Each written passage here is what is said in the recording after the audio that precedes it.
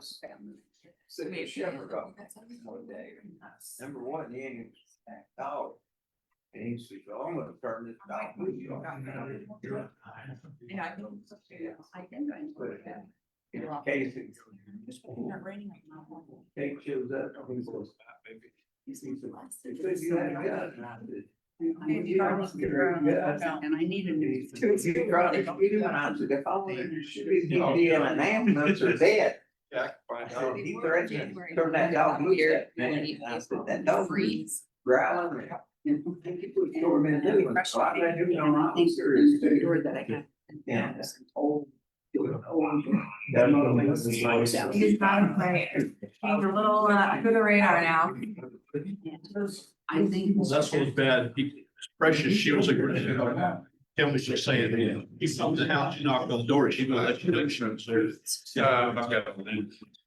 It was. Yeah, they banged in the wrong people. People good thing from other people. Yeah.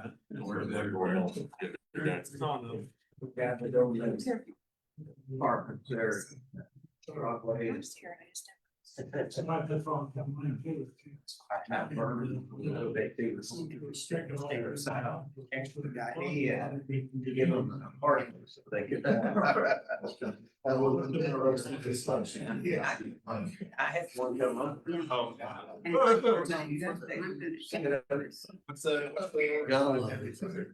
They go up, climb up on the second. 75. No, that is you.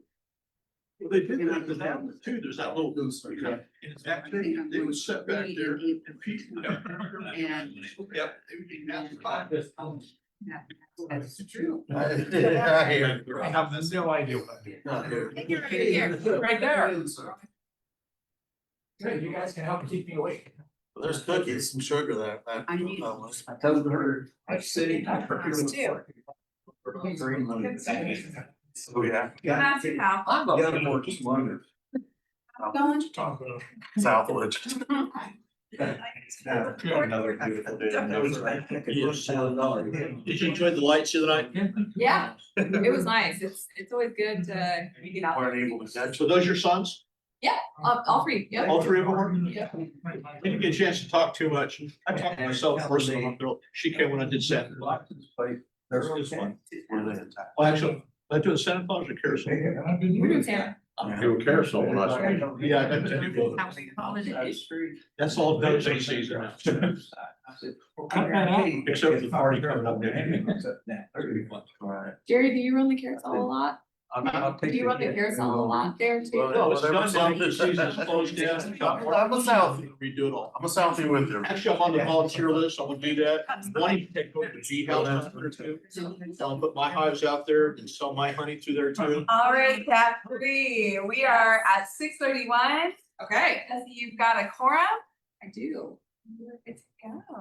All right, well, let's go ahead and call this meeting to order. Our first District 3 Advisory Board meeting of 2026. Very exciting. So first thing on the agenda is gonna be approval of the agenda. Motion move to approve. All right, John. Move to approve. Vanessa seconds. All those in favor, say aye. Aye. All those opposed. All right, moving right along, approval of the minutes from the December 3rd, 2025 meeting. A motion from Vanessa, I second. and a second. All those in favor say aye. Aye. Opposed? All right, minutes are approved. We're gonna move on to staff reports. Wichita Fire Department. Yes.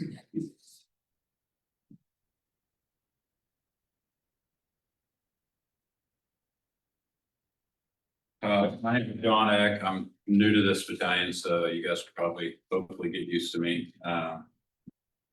So I won't bore you with too many numbers. I do want to talk about a pretty major fire we had South Mosley. I don't know if you guys heard about it. It was a building fire in the 1400 block of South Mosley. And it turned out to be a fatality fire. We had a victim we were unable to save. But it was a large building with a second story fire, pretty dense when we got there. And there's, I skipped ahead, I'm sorry. I kind of jumped past that, even you can keep going. I didn't know you had this, so I'll go there next time. Work backwards. We're not the most strong staff here. I have more structures than I'm used to, I'll tell you what. Yeah, that was it right there. But yeah, this was almost a 20,000 square foot building. We're still investigating that. So yeah, I don't know the exact details, but I do know there was some lithium ion storage there. Which is kind of why I went to that, because that, if you go backwards to our lithium ion slide. There's a little safety talk on that. With the picture of the scooters, and yeah, so this is a good thing to keep in mind, because I don't know for sure if that's what started that fire. But we do make a lot of fires with lithium ion issues. And it's usually related to storage, or maybe a knockoff brand, or you're using a charger from a different brand to try to charge this. Or you leave them on the charger too long, so that's just a safety reminder. That's part of our job. We want to remind you all those things. So you don't have to see us. We have to come out. That's usually not good. I'm just gonna kind of skip around a little bit. So next time I'll go. Good, no worries. We do have approximately 16 new guys coming out. They came out the last couple shifts to replace some retirements and stuff, so we're constantly backfilling our members. I say approximately 16 because a few of them are finishing up some certifications. I don't know if you guys know, but we're all EMT certified, which gives us a basic level of care, but a little bit more than like a typical CPR or whatever. We can do a few things, and we work together with Sedgwick County EMS to make sure that everybody gets good care. So we have to keep recertifying that every year, and our new members are all certified. Every single one of us is certified in that. A few other things we got going on. We are building a storage facility. I probably told you guys about this at George Washington Boulevard. It's about one Lantern area. This down in the sports services section there.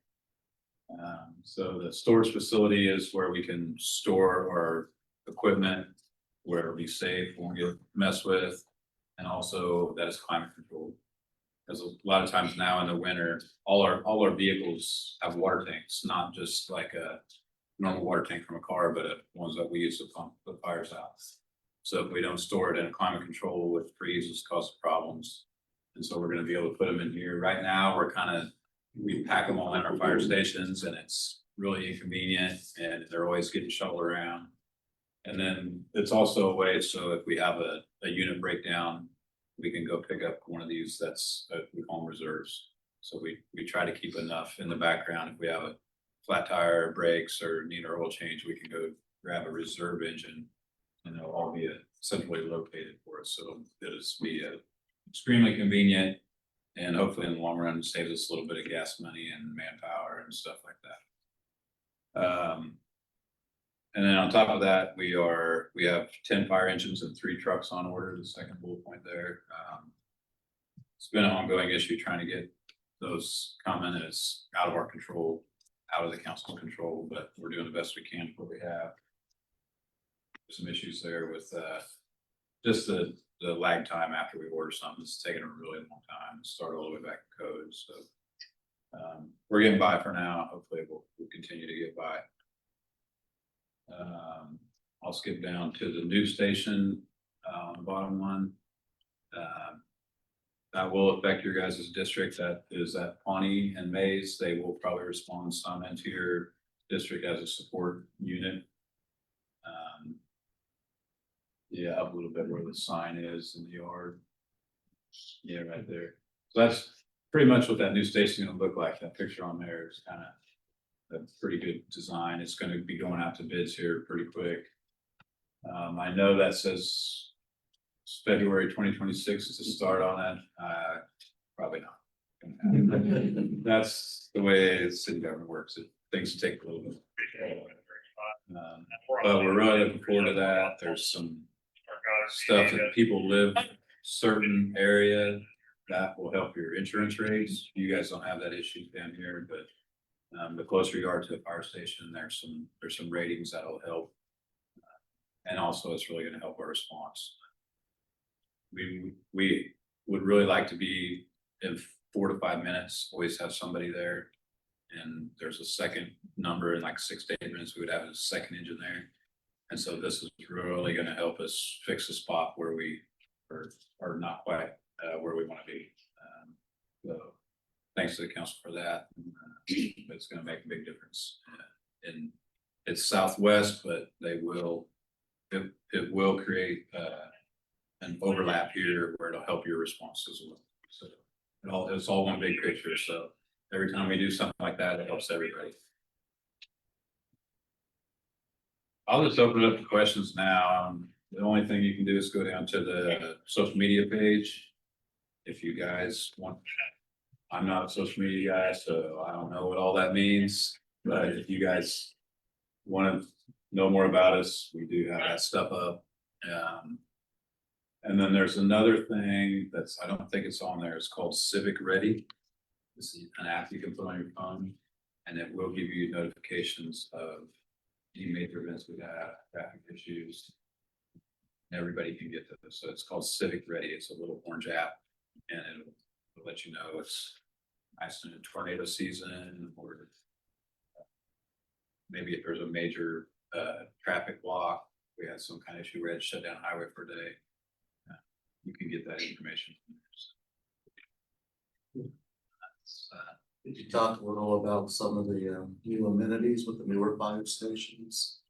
The total darkness ring. Yeah, there's a lot of stuff that we're working on there, and the technology is different when we built past stations. And a lot of it's based on health awareness for firefighters, because we're on a shift for 24 hours. And you get woken up like that, the lights come on, the horns go off. And so there's some technology where it starts, right now it's a bright white light and a real loud horn. And there's some technology where they're gonna ease that in. So you'll hear it, but it won't be super loud at first, and it'll gradually get louder to make sure you wake up. So to try to take some of that suddenness out of waking up. And then they're also gonna do the rooms are separated now, so a lot of times now firefighters sleep in one big room. The rooms are gonna be single use, and that way, if, say, we have 2 different units at that station, when the alarms go off, sometimes it's a call where only 1 unit will go. And so only the guys sleeping in that unit room will get woken up, because the sleep deprivation is bad for your health. I mean, if you guys are ever up all night in this time of year, it's a good chance you might come down with the flu pretty quick, or whatever else. So the sleep deprivation is a big thing, and then of course we have air handling with these diesel trucks, so it's going to keep it cleared out, things like that. Yeah, I'm not sure if we're going to have that or not, but we have to use special equipment to wash our gear. So I don't know for sure if we're gonna have that in there or not. We're trying to make sure that they're at least every other fire station now. That way there's some cross cleaning abilities. Right. You guys happen to take it. Yeah, right now we have 2 places, and we really could use one out west. And so I hope we do get that in that station. Because then you can wash your gear almost after every fire. And right now we wash, I think, twice a year.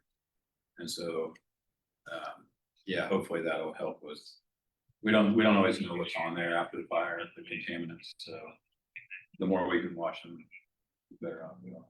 Yeah. Any questions from Deb? Yeah, you said you had 16 people in your graduating class. Yeah, don't hold me to that number, but it's right around there. How many women?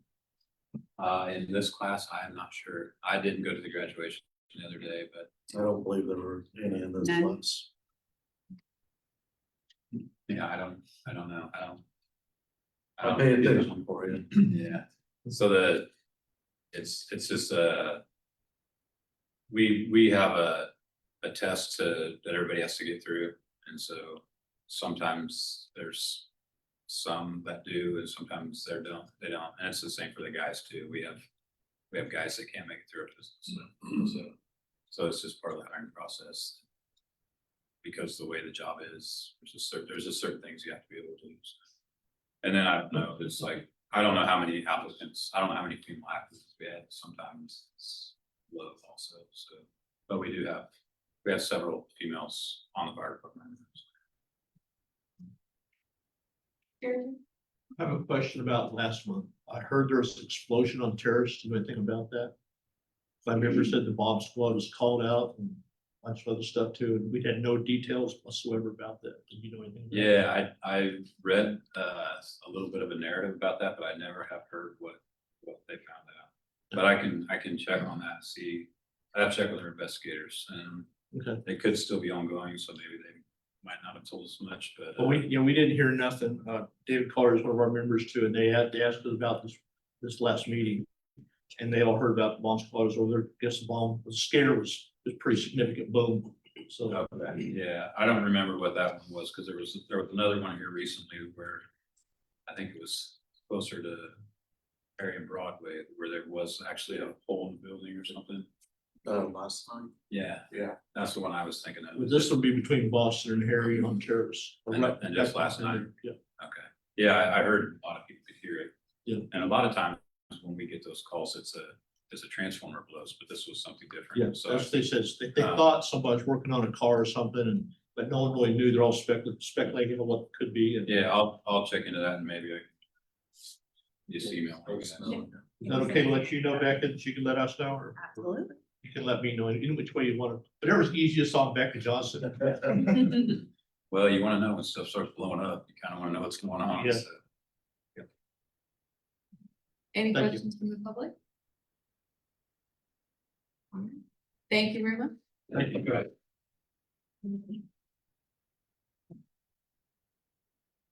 And for our guests here, the new guys, cookies over there, please go eat. Please stay fed, please stay happy. And if you haven't, please sign in at one clipboard or the other before you leave.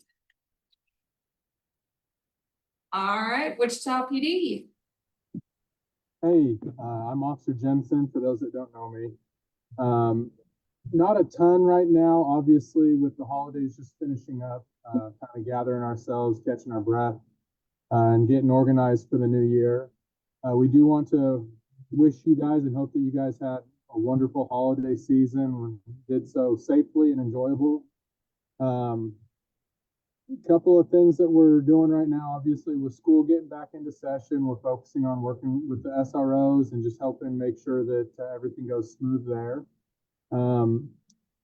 This month, actually next week, our recruit class will be graduating. We have 29 recruits that will be graduating, with 6 of those being female. And then that following week on the 20th, we have 40 recruits that are starting, and they will start their training process at that point in time. I was not told the number of females in that class yet. I'm not sure if they have an exact number, so they didn't want to give it to me. They just said that we have 40 recruits. So obviously we're very excited for that, continuing to just replenish the streets and get us back up in numbers. And then statistically, the one thing that I wanted to touch on was just similar to, like always, larcenies, and most of it is crimes of opportunity, with larcenies to vehicle, items being left out or unattended, and people taking that opportunity to take them and give somebody or make somebody have a bad day. So just make sure that you guys are doing what you need to do to keep yourselves from being victimized. And if you have the opportunity, help somebody else out, remind them, pass the word on, just that way we can keep everything put up, locked up, and make sure that we all stay safe and aren't victims of anything like that. So that's all I have at this time. If there's questions. Yeah. Any questions from the public? How many graduating recruits did you say? 29.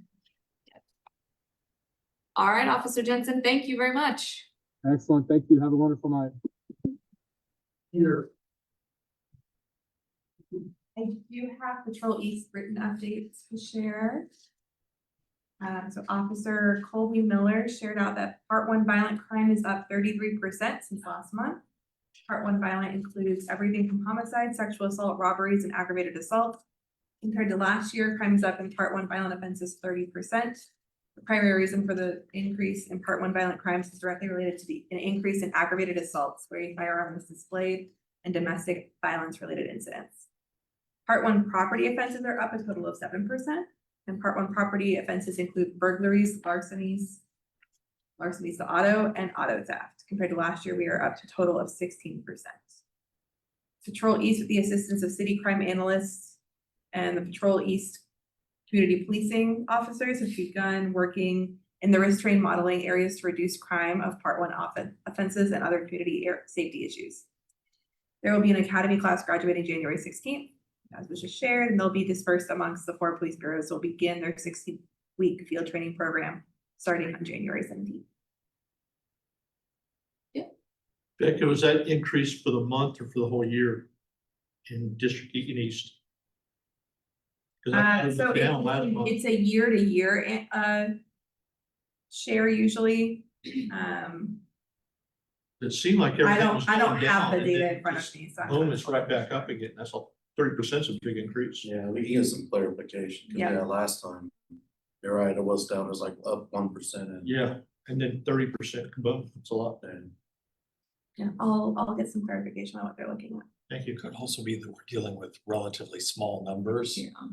you know. Yeah, I mean, If- he if said one- he'll talk- if he'll one talk is about- 100%, then 2 is, Yeah. you know, 100% increase, so Right. it could just be low numbers. We're also looking at the entirety of their East Patrol units, so it goes beyond District 3. Becca, did we ever get any sort of metrics back from the initial risk train modeling pilot that they did over at Hilltop? Okay, kind of curious. See if they can give us a report. Yeah. Interesting to see what came out of that and if they saw some. I know it was enough of a success that the pilot ended and they're now doing full risk terrain at modeling at several different locations across the city. So we're out of the pilot phase. It seemed like everything has slowed down over there a lot. And then even during summertime when it's hot, we usually have problems, but we really didn't this year in comparison. And then boom, 30% again, that's terrifying. Any other questions from Deb? Questions from the public? Okay, thanks, Becca. Robin, Wichita Public Library.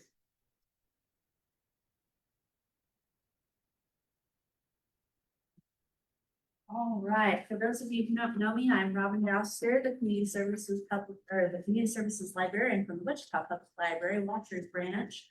And sorry for my long update. I do not have short ones like the police did, but we will try to get through them.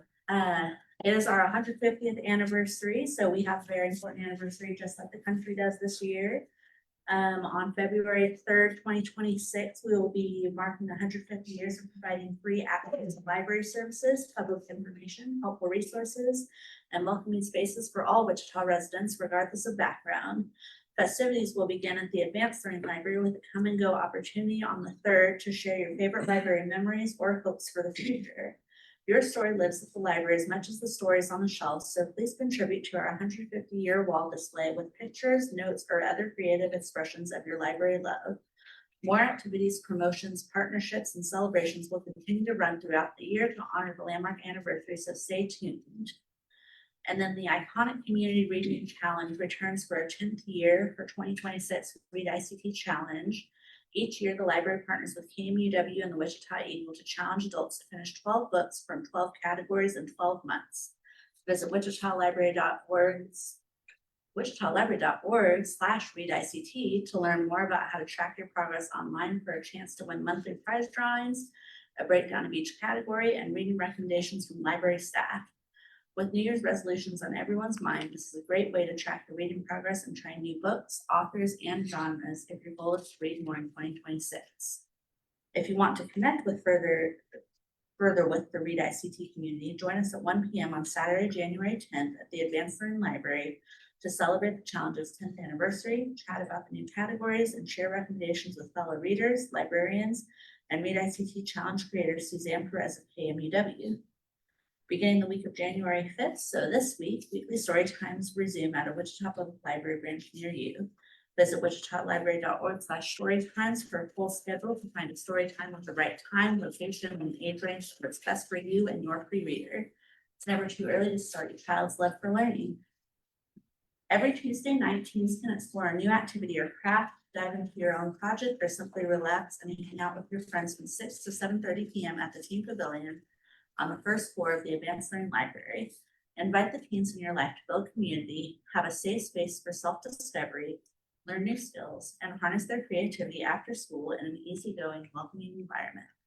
Additionally, the library's Teen Advisory Board, TAB, will host an after-hours cozy mystery at 6:30 p.m. on Friday, January 31st at the Westlink Branch Library. TAB members will act out an art heist and leave clues for other teens to examine the evidence, question witnesses, and solve the mystery.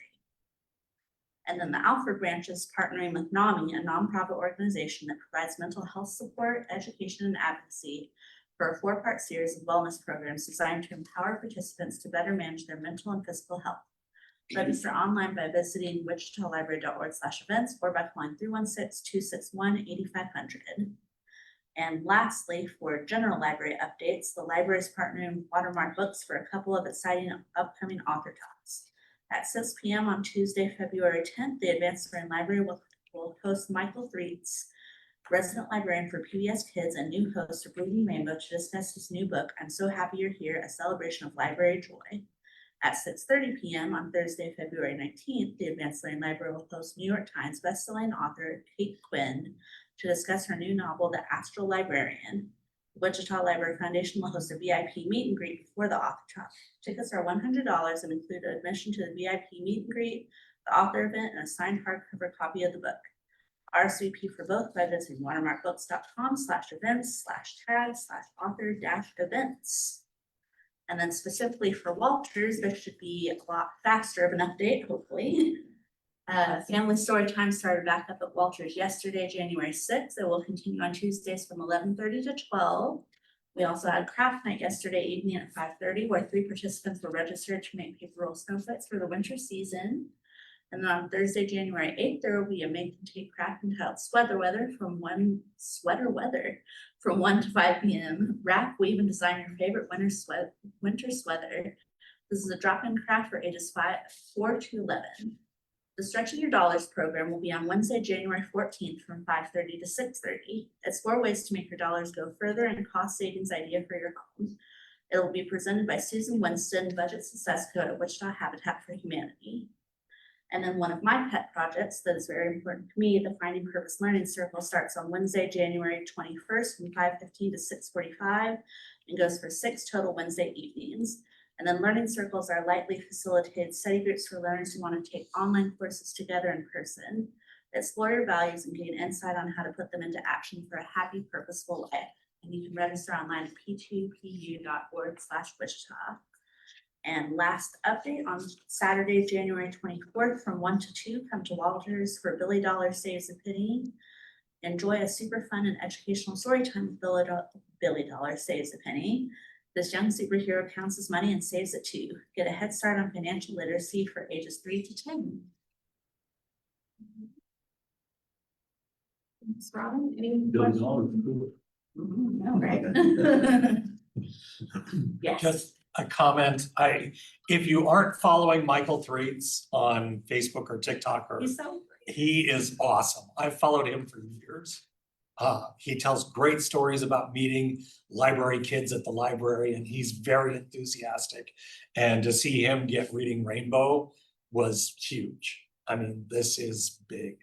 So yeah, take the kids and go.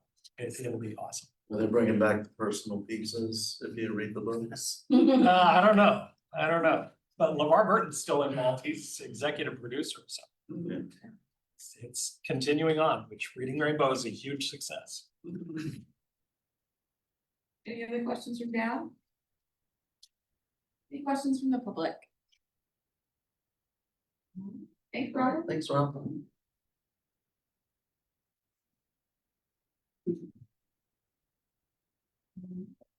Wichita Communications.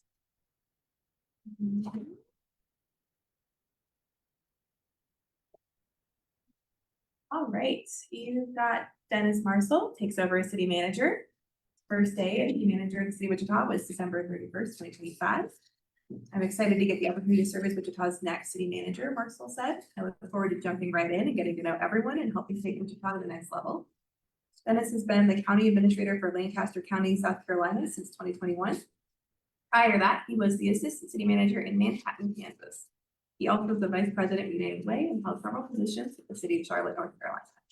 He has a Bachelor of Arts in Political Science degree from Kansas State University and a Master's in Public Administration degree from the University of Louisville.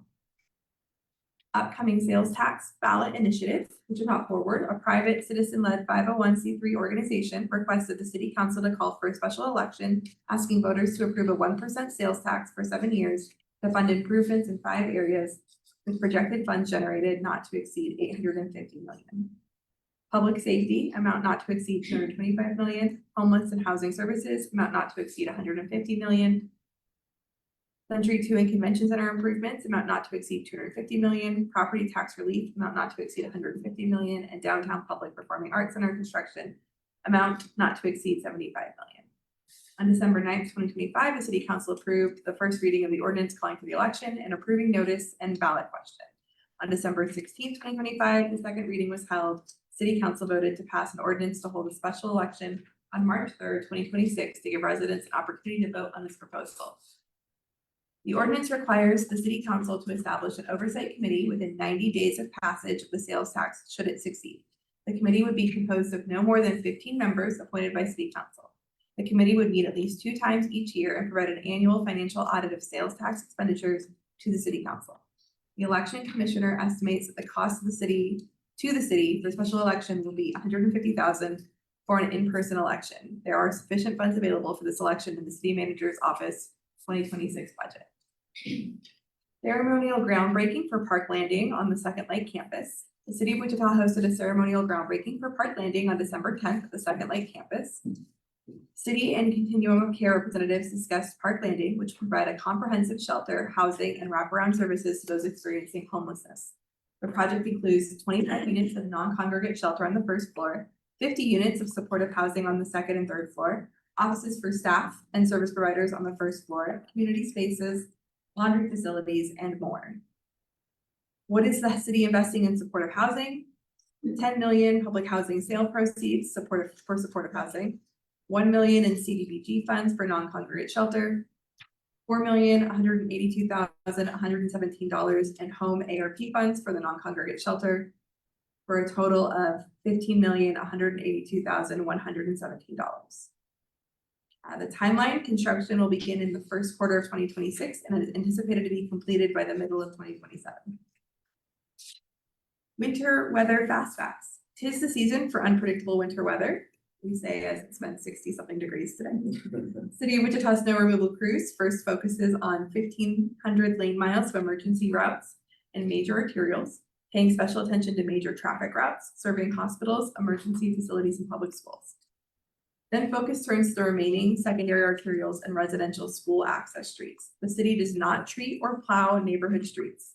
The city does not maintain federal and state roadways like K-96, I-135, I-235, and Colorado. That is the responsibility of the Kansas Department of Transportation.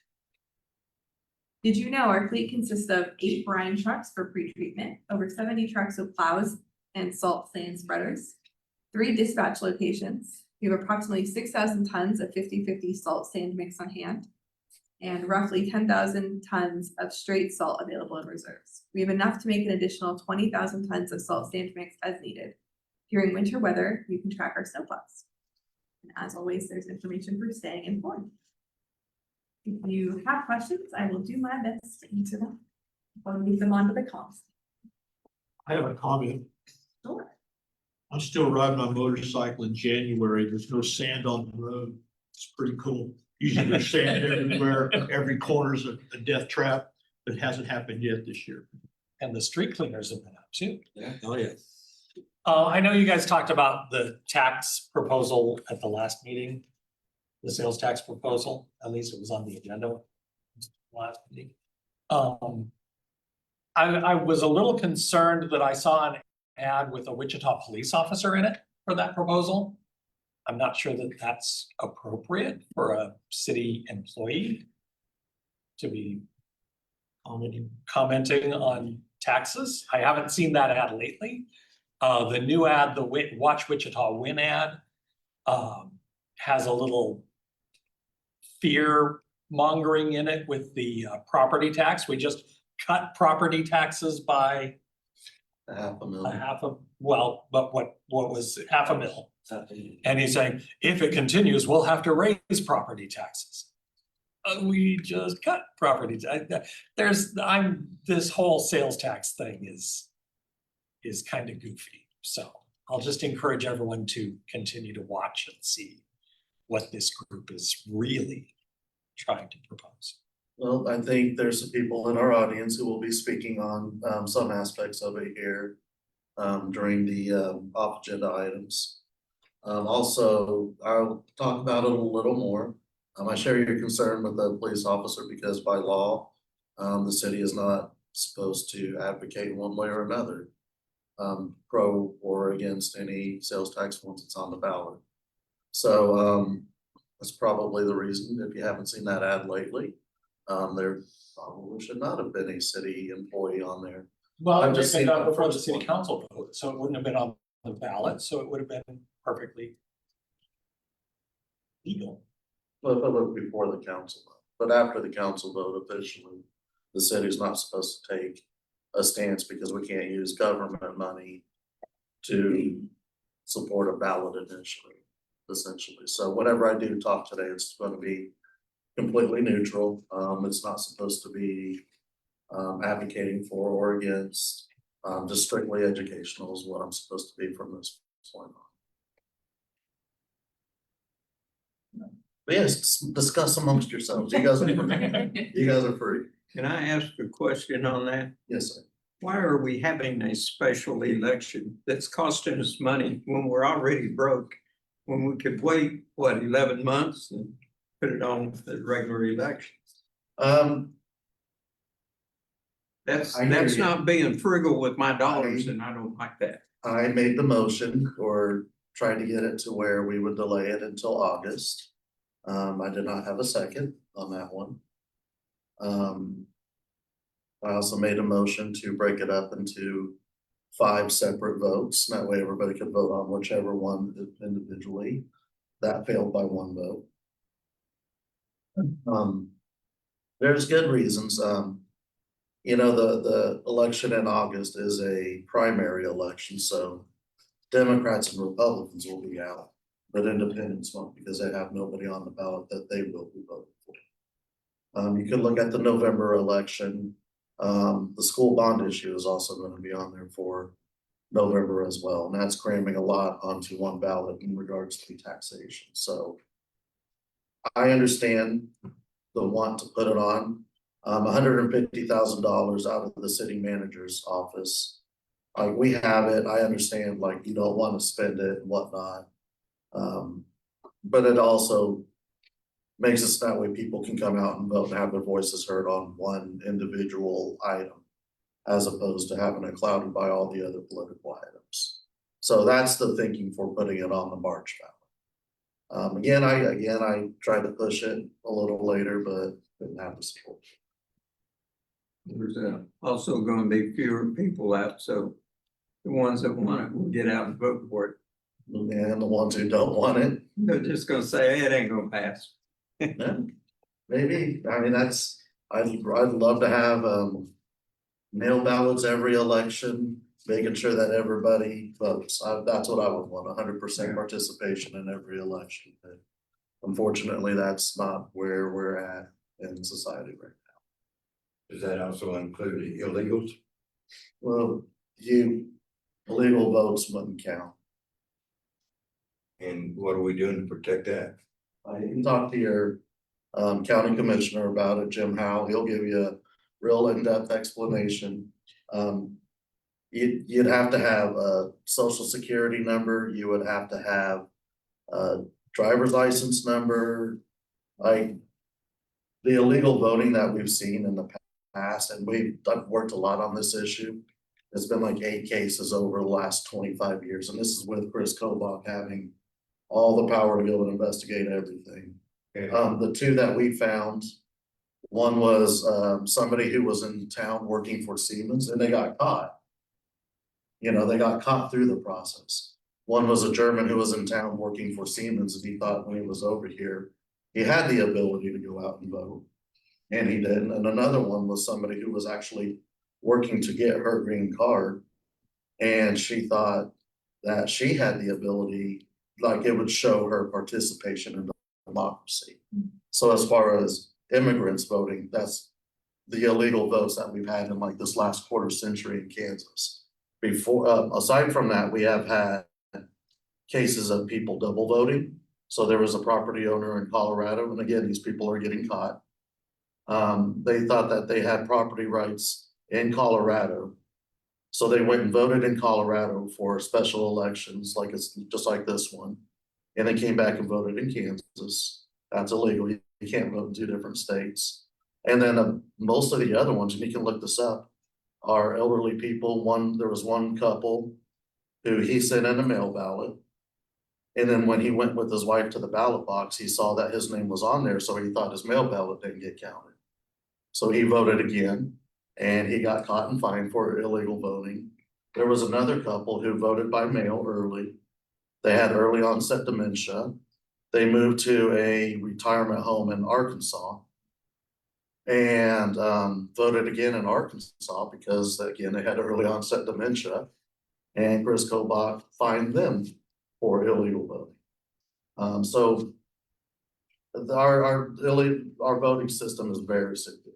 It really is. And again, Jim Howell is as conservative as they come. And you talk to him about it, he will tell you up and down just how secure our voting system really is.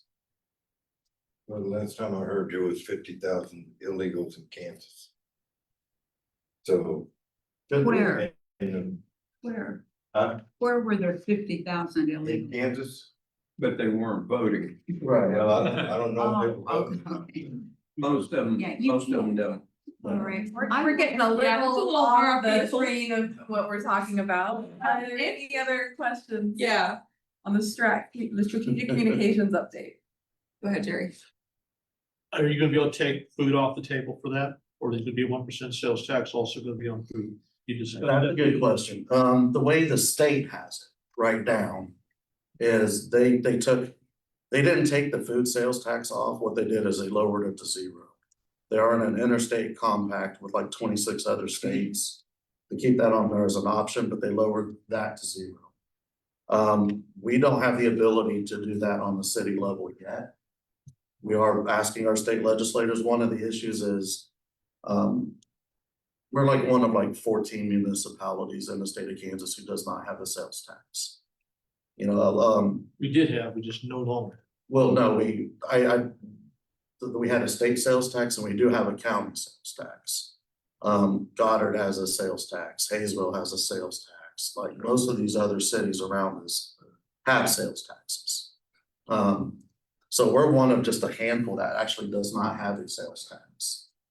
But what the state law says is, and it's because a lot of people rely on the food aspect, the food sales tax, as well as the regular sales tax for their revenue.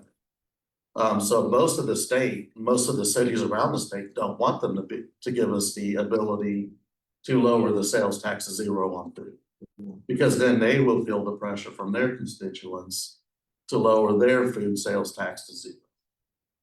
So what we're doing is we're working with the state legislators to come up with some way that we could take, and it might be something like any municipality over 300,000, for example, has the ability to lower their food sales tax to 0. So we're in talks with them right now. We've gotten a pretty positive response, but it's the state legislature, so who knows?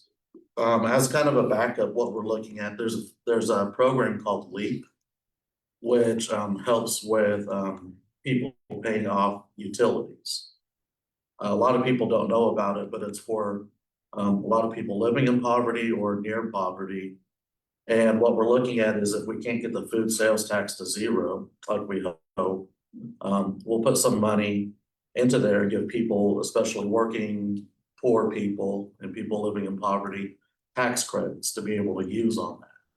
So LEAP program? on the LEAP program, yeah. So that way it would help alleviate some of the burden. So, okay, we'll take some tax here, but then we're also giving it back this way. That might be the most efficient way we have as far as giving some relief to those people who will be hit the hardest with the sales tax. You'd also mentioned to me about the homestead tax, about Yeah. some sort of match on that. Is that gonna happen or? That'll be a workshop at the end of the month, the 27th, where we'll be defining. And I know we have some people in the crowd to talk about the affordable housing aspect of it. Becca outlined the 5 different pots of money that they're looking at. The one I'm paying attention to is affordable housing and homeless services, and then public safety. But as far as the property tax relief, it's still not defined. What most of council wants to do is just do an across the board temporary mill levy reduction, which would be about maybe 4 mills over the life of the 7 years. I've pushed and I've talked about it till you guys' ears have bled about the homestead tax rebate. That's a state program to where if you're a senior and you make under $41,000 a year, the state forgives your property taxes or gives you a rebate. We did a 1 year because we had a little extra money in 2023, so we did it for 1 year to where we matched that. So you bring your tax form in and qualify for the homestead tax, and then we gave our share of the property tax back that we charged you for the year. It could save some seniors. Again, it's $41,000 or less. A lot of seniors who are on Social Security. In my neighborhood, it's really important. It's just that's all they get really is the homestead tax. That's the only thing they can get back. It's a shared ownership. So we're right at that edge all the time. And another aspect of it is disabled American veterans and also people living in poverty who make under, I think it's around $25,000 a year. So if you have property, a lot of people inherit property. Right. So it would give a rebate on that. So that's one thing I'm pushing. We will have to define that at the workshop later. I think it would be a relatively small sliver of the tax rebate money, but I think it would go a long way for a lot of people. Yeah, my neighborhood, just a little bit makes a big difference. Right, and so that's what I'm gonna be pushing for at the workshop is this, whenever we do talk about that particular aspect. Making sure that we include the homestead tax. Thank you. Any other questions from the public? Questions from public or Dale? Public, or did you have a question, Mike? No, I'm gonna ask a question. I'm sorry. Okay. Okay, on the sales tax, is there a contingency plan if these projects come in under budget and you have $25-30 million left over to simply? And the tax will land once we hit Okay, what the estimated is. So they're not gonna be taking in any extra money. if one of them goes over budget, one of them's under, can the money be used, can it be spread around? No. Okay, No, that group that they talk about, the oversight group, it's similar to what they do in Oklahoma City with the MAPS plan. And it would be a group of private citizens. And their duty would be to audit and make sure that the money's being used appropriately. And then also whenever there's a request that comes in, they would okay the use of that money. So for example, the public safety part of it, we say, okay, we want to order 3 new fire engines. That board is set up so that way they say, okay, that's an appropriate use according to the language on the tax ballot. So, okay, that's appropriate. You can have this money for those 3 new fire stations. If it gets up to the 75 million for the Performance Arts Center and the private sector raises the other 75 million, then they can say, twice I've done that today. Then they can say, okay, you reach your 75 million. The plans that you have for the Performance Arts Center matches what was on the ballot and what the council policy is. So then we will open up that money and get that money to you. Performance Arts Center, Century 2, that'll be in the back half, the latter couple of years. The first couple of years, we're gonna be dealing with property tax and homeless services and affordable housing fund. And then the public safety as well through the CIP.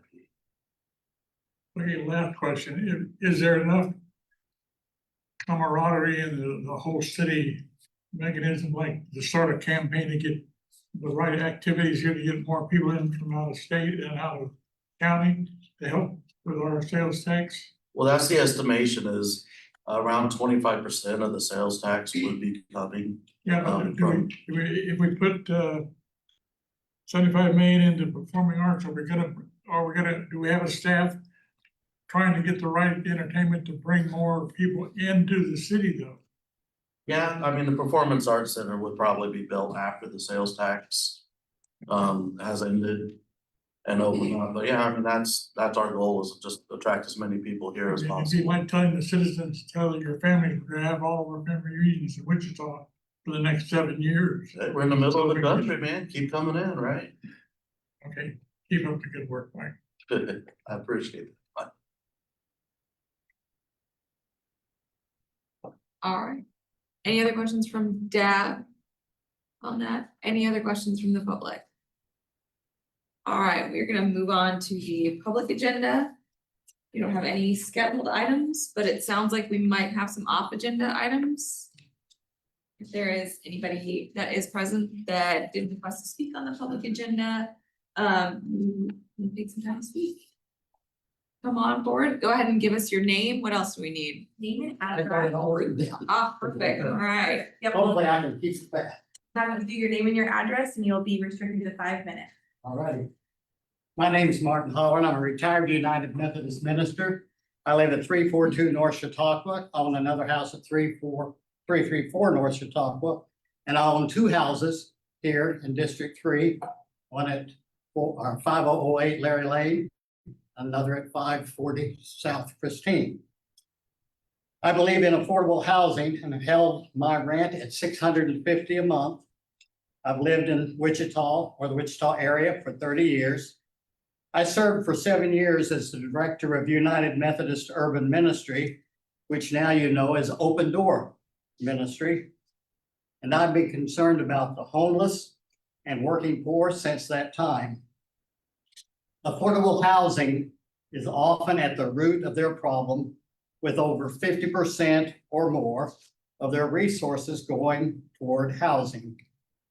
Currently, we are short at least 15,000 affordable houses in Wichita, with a large number of people, over 100, with city vouchers unable to find houses for rent, and that 100's probably a short figure. The city of Wichita has an affordable housing trust fund. Oh, by the way, I'm not here to talk about the sales tax pro rata, okay?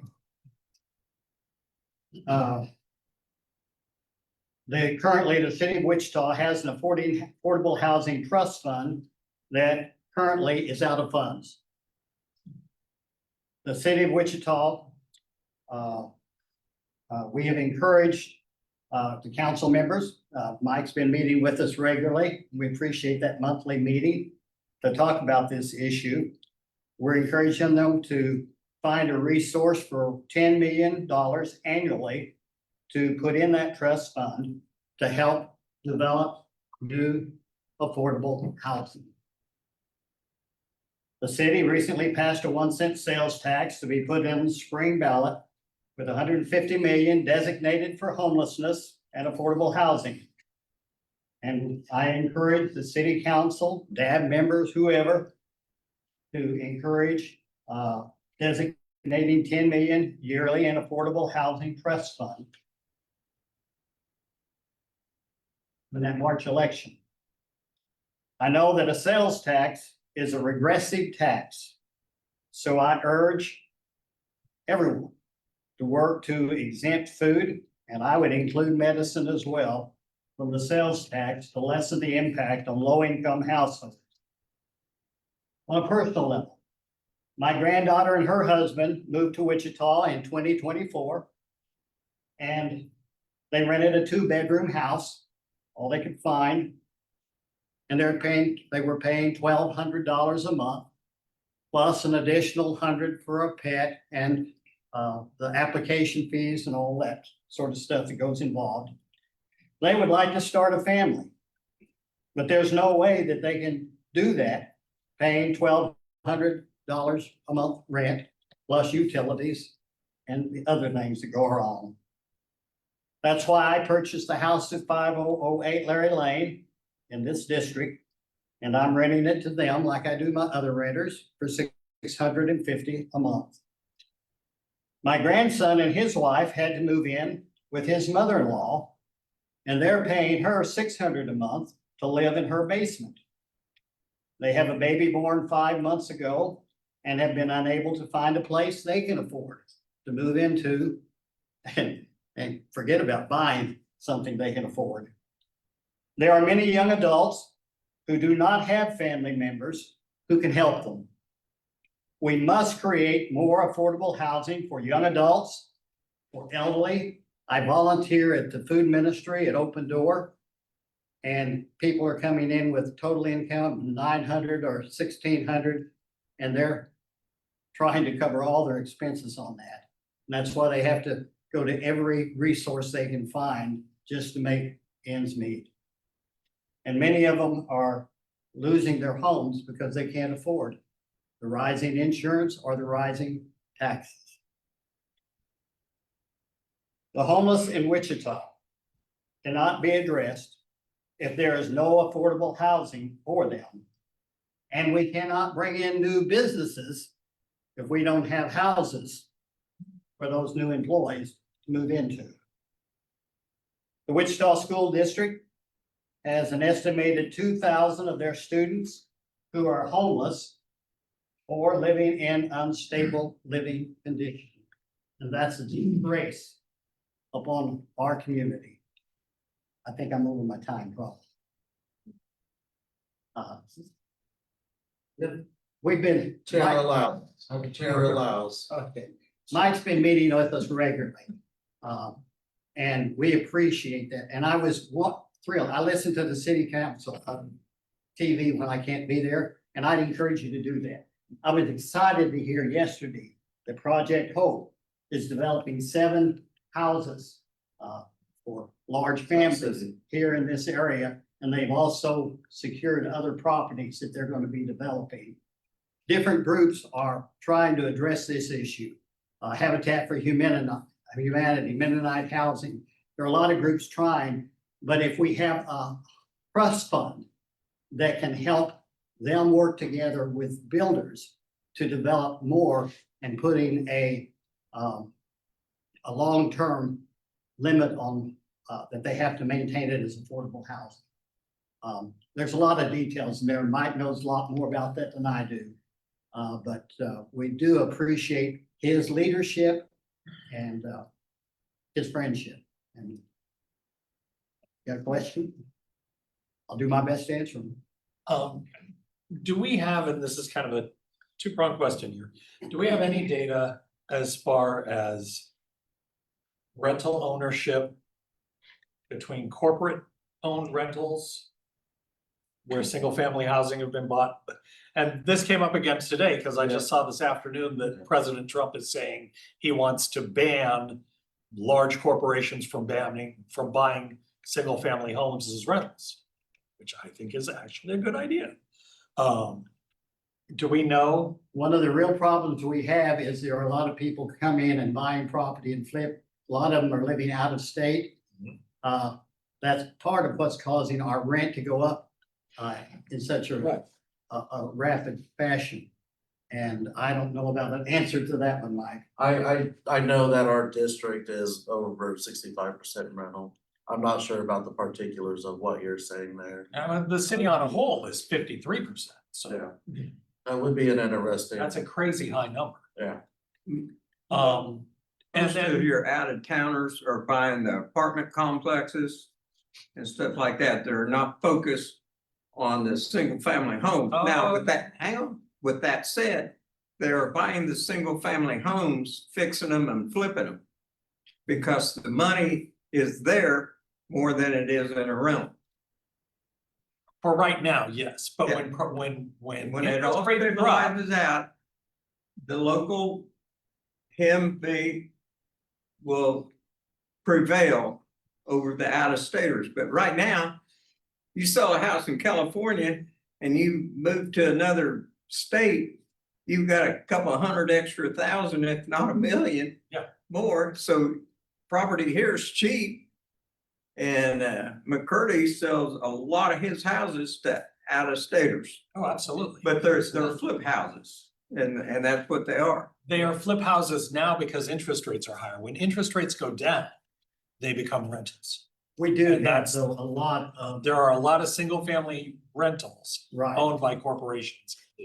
right. Particularly in this district. So, second question, what is the current minimum wage in the city of Wichita? Depends on the business. Yeah, we're tied to the federal. Essentially, we're preempted by the state, so we cannot raise our own minimum wage here. It's the same thing, we cannot come up with our own gun laws in our city. So you can strap a rifle across your back and walk through downtown Wichita, and we can't ask a question unless you're appearing threatening. We can't decide our own marijuana laws here in Wichita. So we are preempted on all of that, so we are tied into what the state has, which is tied into what the feds have. I will say that a lot of our businesses have stuck to a $15 minimum wage, a lot of your fast food places and stuff. Oh, yeah, I've seen 12 to 15 is pretty much the going rate. Yeah. I was surprised that delivery $7. drivers are $15, $16 an hour. Yeah. And Well, building new houses for affordable housing is talking out both sides of your mouth. Go over by McDonald's on Hydraulic and look at all them HUD homes. They can't sell them because they're too high priced Well, for. those are what he was just talking Yeah. about. We Yeah. just sold those. And it is to an affordable housing group, Yeah. Hope. They're specifically going for large family units. Yeah. So that's what those are, the ABC houses over there just off of the South Cities. So Yeah. that was this last meeting that those actually got sold. Now, the COVID money that we had, the city got 5 million or Total of the, or for what we put into fixing up the no. homes. Can you help me? You wanna tag me in? Yeah. Start the clock. Anyway, he's got more information than I do, but I know in our trust fund that we had, I Yeah. think it was 5 million. Yeah. was in it. And with that, by working with Habitat for Humanity and another builder here in Southeast Wichita, I think they developed, was it 90? There are 90 proposals that were put up. The last round of RFPs got lost in the sauce in terms of what got approved and what didn't, but yeah. So there are some things going, and that's what we're wanting, is to fund that trust fund so we can continue to develop it. And then you put a requirement that the house has to stay low-income housing for probably, I think it was 15 years. That's our current requirements for, if you get any incentives to build an affordable housing unit is 15 years is what it has to stay within a certain percentage of the poverty line. So it is, and that's the ones that we're talking about in South City. Those rents and mortgages are required to stay affordable for the next 15 years. So people are stepping up to help, but this trust fund would make it a lot easier so we can encourage more building to develop in the city. Like I say, we're way short on housing period, but affordable housing is. And I have a neighbor who's got a voucher from the city. And she's had it for 2 or 3 years. She can't find a place to move to from where she's at. And a lot of the houses where people have moved in, they can't move out of where they're at because the landlord will raise the rent or kick them out. And so they're living in substandard housing. And so we're hoping to address that whole issue. Yeah. And I appreciate I appreciate you. And we can talk more on this Thank you. later as well, later at the end. But I wanna know, why are you charging so much in rent? 650. I gotta have to pay for I'm taxes. in the same boat, and I've had mine for 15 years, all of them stayed there, so. Yep. Alright, Did we have any other off agenda items? All right, I'll be quick. okay, All right. I was like, I hate to do this, but can I ask you to stick within that time? And maybe Hey. that, I would like to get a point of clarification. Are we supposed to ask questions on off agenda? You have the free reign too, Oh. however, it is not typical. Okay. Typically, the public agenda shares what they want to say in their 5 minutes and we cease. This is why our council meetings go so long, it's public agenda. Yeah, I'll be super quick. I wasn't planning on speaking this evening, but grew up on the 1600 block of South Topeka. Your name. Louis Gosselin, and grew up on the 1600 block of South Topeka, so grew up in the district. Currently live in District 4, after living out of state for 7 years, came back to help start up a faith-based coalition of currently more than 40-member congregation that take on a number of community issues based on what we're hearing from our neighbors. And so we are based here in the district over at Lincoln and Broadway. We share space with the neighboring movement. And so this neighborhood is something that's near and dear to me. And the reason I came back was because when I was visiting after the pandemic let up enough to be able to visit family, went back to the block that I grew up on and saw a block that was always struggling go from struggling to worse. And so houses had since burned down, been replaced by tents, saw panhandling in the neighborhood for the first time, saw a lot of tents pop up for the first time. And so that's what motivated me to come back. And what has been a blessing for me is knowing that there's a lot of people in the community that see the same problems and are ready to do something about it. And so it was an easy kind of ask to approach people with about starting up this multi-faith justice ministry. And so as Pastor Holler shared, affordable housing is something that we've been focused on. And one of the things that we learned in doing our homework is that the city of Wichita took a really good step in the right direction, but unfortunately it was a half step. And what I mean by that is the city of Wichita with one-time COVID relief funds was able to start an affordable housing fund. It's an approach that over close to 850 communities across the country has done. But unfortunately, because the city only put in one-time federal funds, that money's run out. With the limited amount of funds, what they were able to do is create a program that would help defray the cost of building for predominantly nonprofit developers in order to be able to create affordable housing. Right now, as Pastor Holler mentioned, there's a years-long backlog on people who hold a voucher but can't find a unit. And so a lot of you probably are aware of the encampments that get cleared out. And what we hear back from folks is, well, it's okay because they got a voucher. No, that voucher is just adding to one more person on that list. Now, there are some exceptions with people with disabilities or seniors that are able to have expedited placement, but most people are going through a cycle of homelessness. And so while we're excited to hear that Second Light is having its moment, and there's a lot of emphasis on creating funding for it out of the sales tax proposal, we know that shelter is not a solution in of itself, that affordable housing is required in order to be able to actually take this problem by the horns and resolve it. Some of the sobering statistics around where housing's at right now in our community is that 40% of renters are cost burdened. That means they spend 30% or more of their income to keep a roof over their heads. 1 in 5 renters is severely cost burdened, meaning the majority of the money that they earn is going into just keeping from being homeless. And so the city of Wichita, again, took a half step towards the right direction. It was a well-informed and well-structured plan. And that's what makes this part of it easy. The structure's there. What's difficult is what is the city going to do to make sure that that good thing that they set in motion stays in motion through ongoing annual funding? And so we've been calling for $10 million in annual funding to keep that program going. And as was shared, for each developer that receives $20,000 to help rehab or $40,000 for the construction of each unit, they're obligated to make those units exclusively available for voucher holders for up to 15 years. And so we think that that's the right move in the right direction. We think that that is the outflow that will help end homelessness. And what we're trying to do is take advantage of this public moment where we're talking about $850 million over the next 7 years to make sure that the community calls for housing. So we haven't taken a position for or against the sales tax, but we are taking the opportunity for us to consider what a worthwhile investment is to truly solve homelessness in our community. And you can't do it without housing. So we're appreciative of all the conversations that we've had so far. we're excited to see what shakes out on the 27th at the workshop that was mentioned. And so we're gonna keep pushing. Thanks, I have a question. if it's okay. Technically, Yeah, the DAB can ask questions, not the Don't- public. Yeah, Well, you're they, not done. I was gonna say, Dab can ask questions technically for public agenda items, the public cannot ask questions. But you're welcome to chat with him after the meeting, and I encourage you to do that. I started to walk off, so I Oh, didn't. Jared, you've got a question? How significant is the vouchers and how long will they carry on through?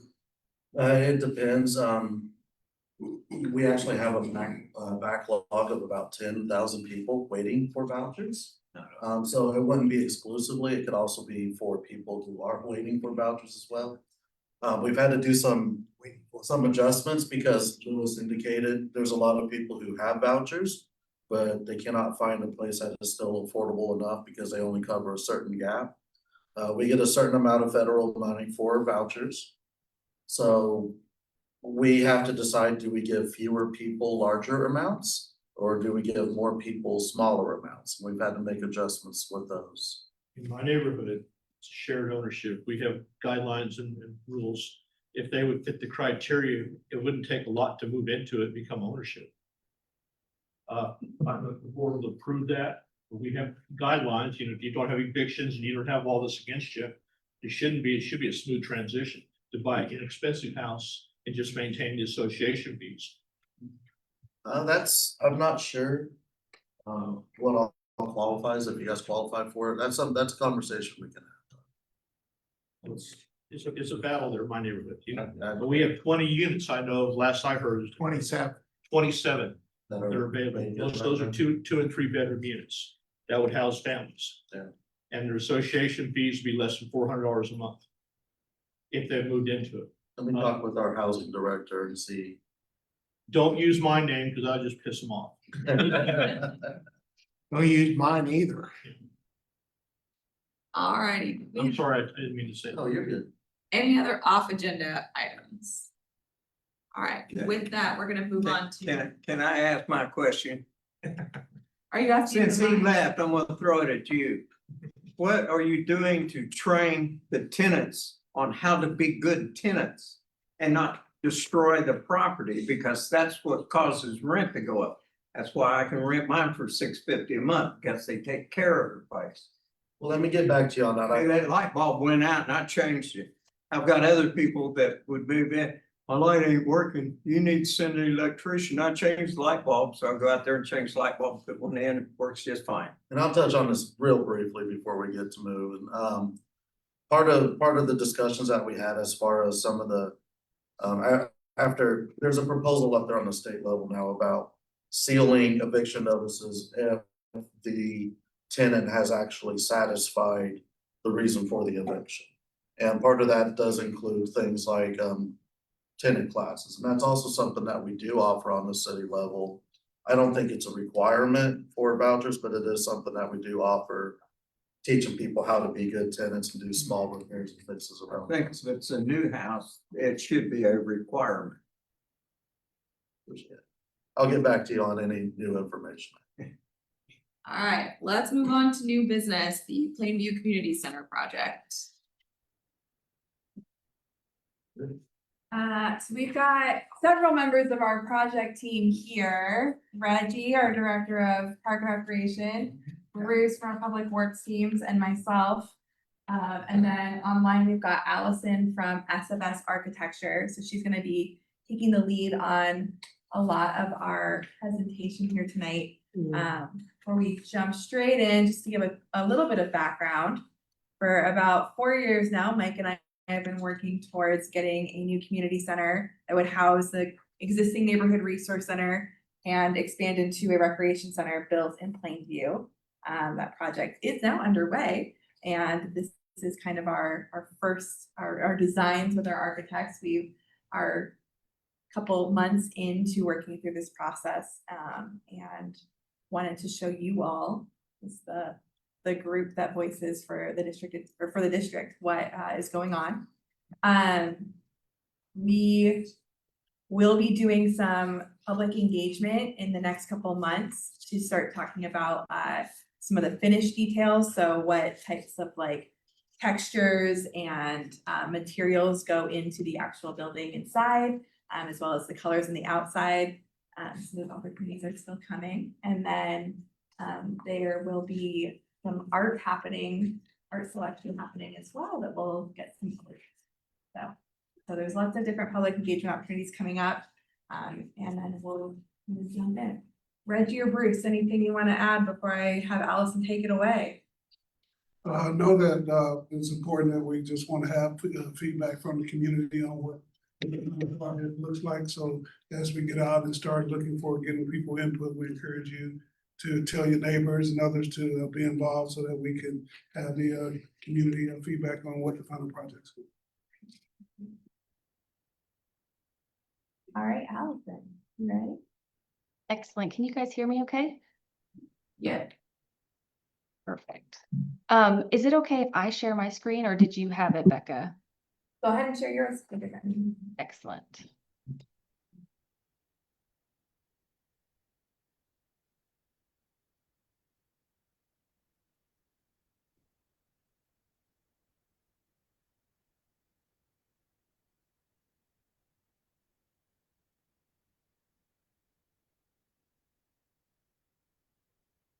All right, can you see that okay? Yep. So thank you for having me tonight. My name is Allison Vandiver. I'm with SFS Architecture.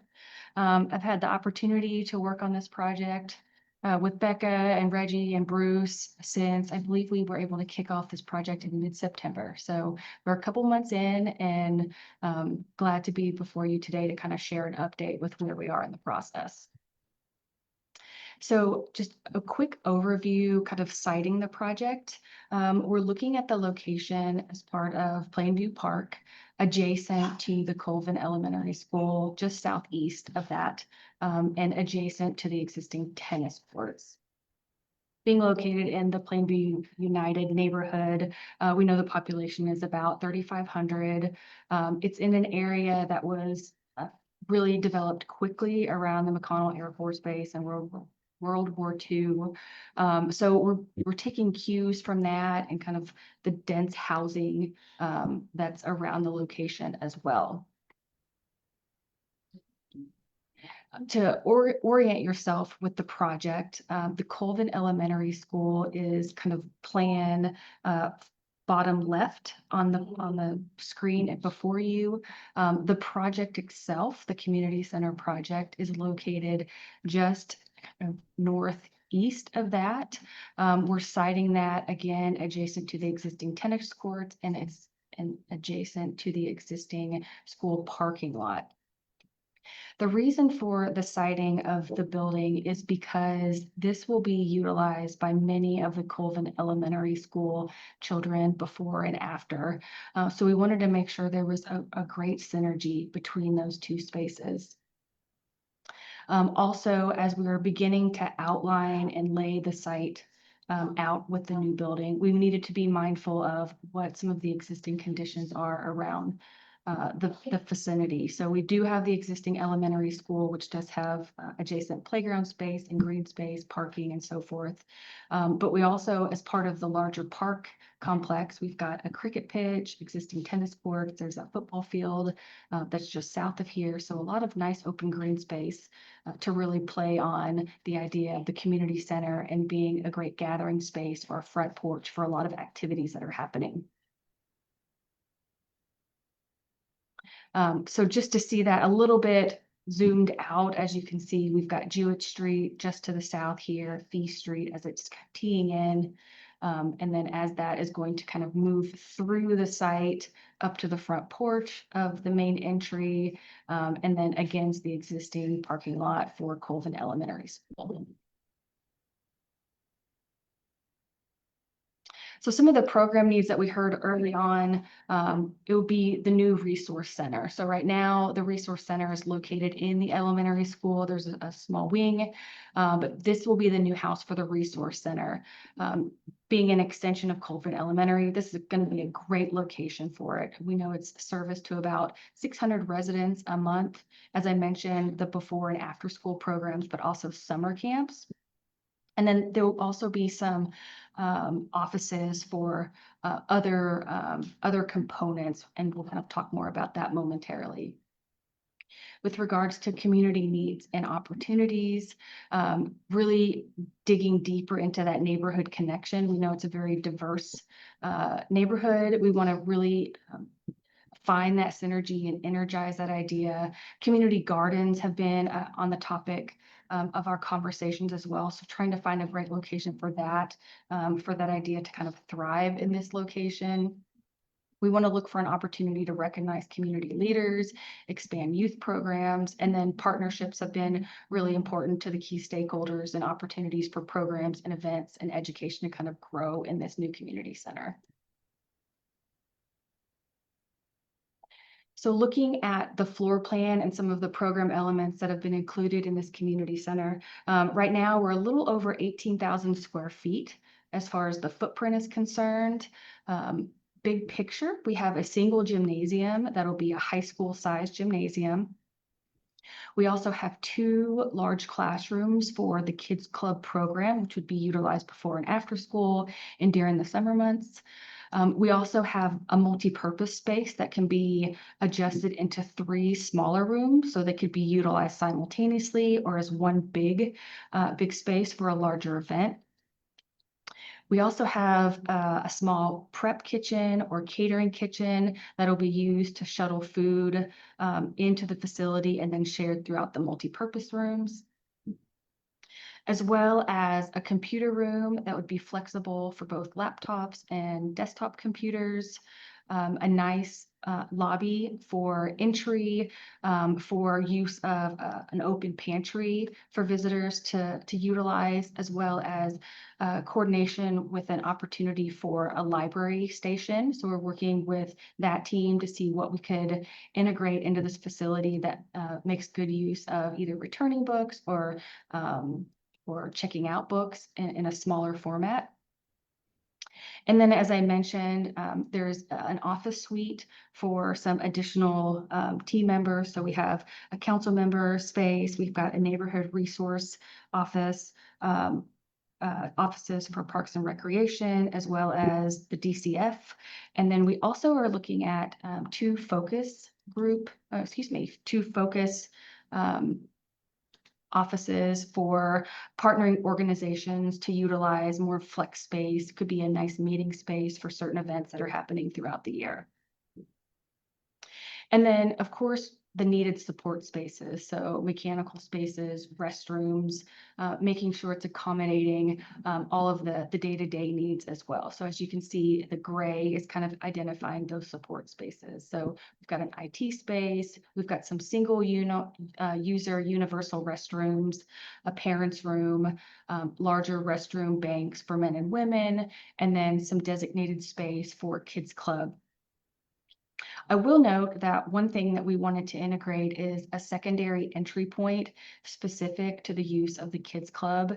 And if you notice, and I can go back to it as well, actually I will do that.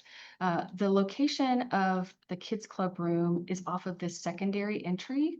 So we've got a great way for school-age children when leaving school to come across the parking lot safely. We would have designated zones for that passage into the secondary entry to get to the classrooms.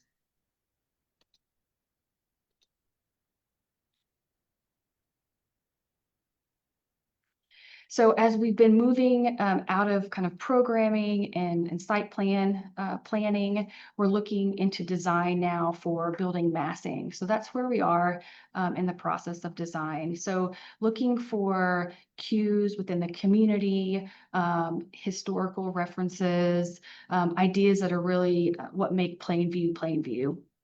And so some inspirational images that we've gathered along the way, looking back at the historical references to World War II and some of the construction types and so forth.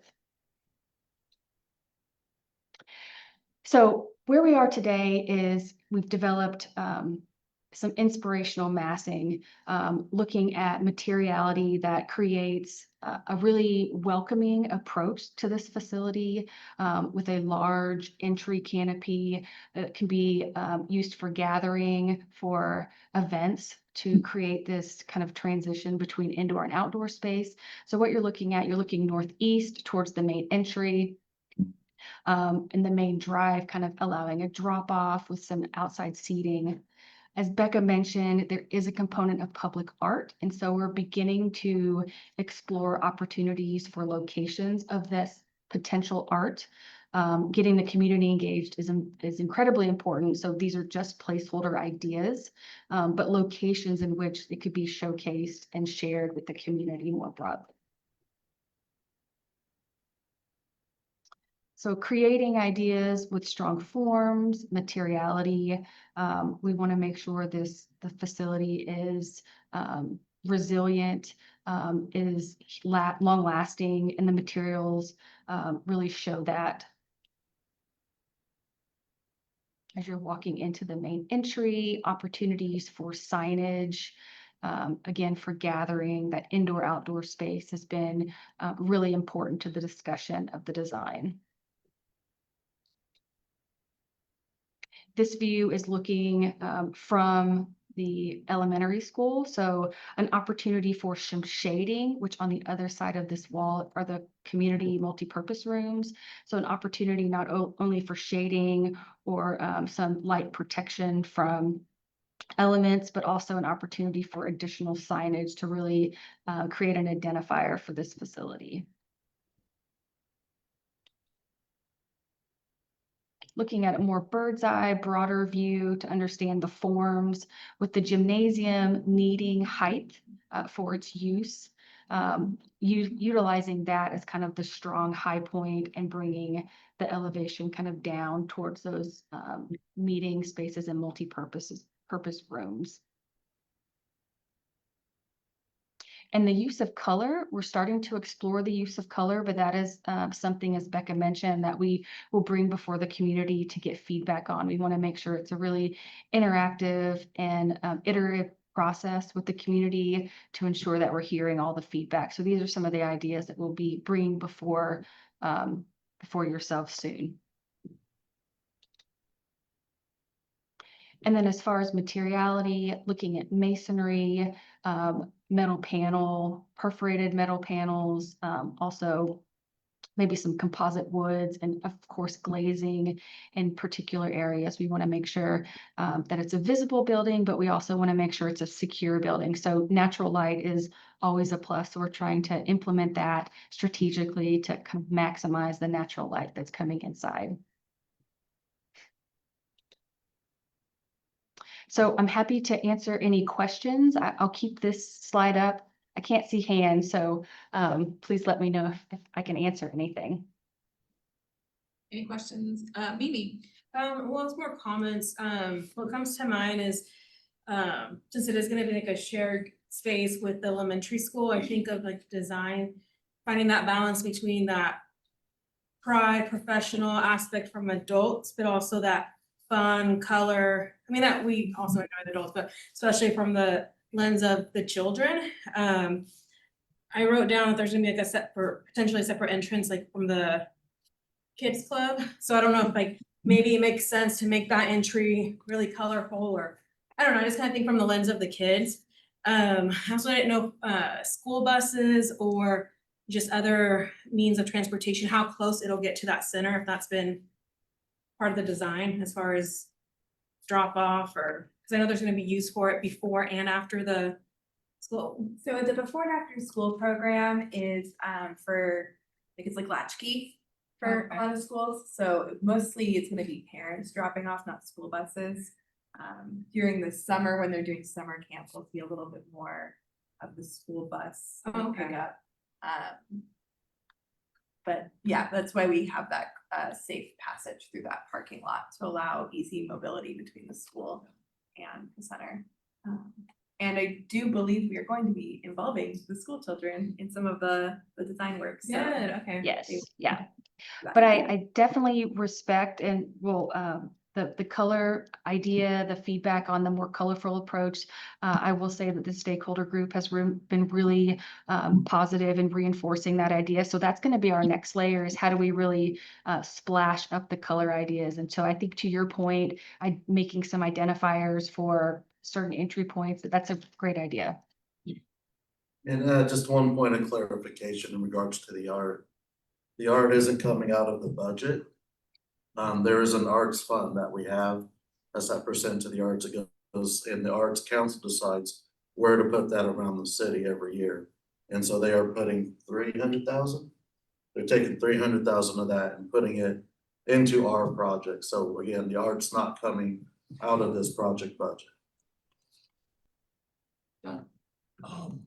Just, this is one of those things that makes me crazy every time I see a big flat roof.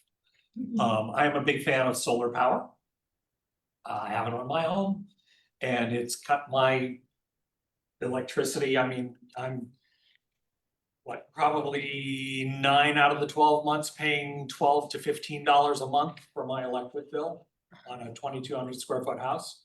I would love to see something as far as solar on top of that, since we can't do windmills in Wichita because of all the airports. Solar is kind of our big alternative. And it makes me crazy every time I fly into Phoenix or Las Vegas, how many warehouses are sitting there with nothing on the roof. We could be offsetting so much more of this.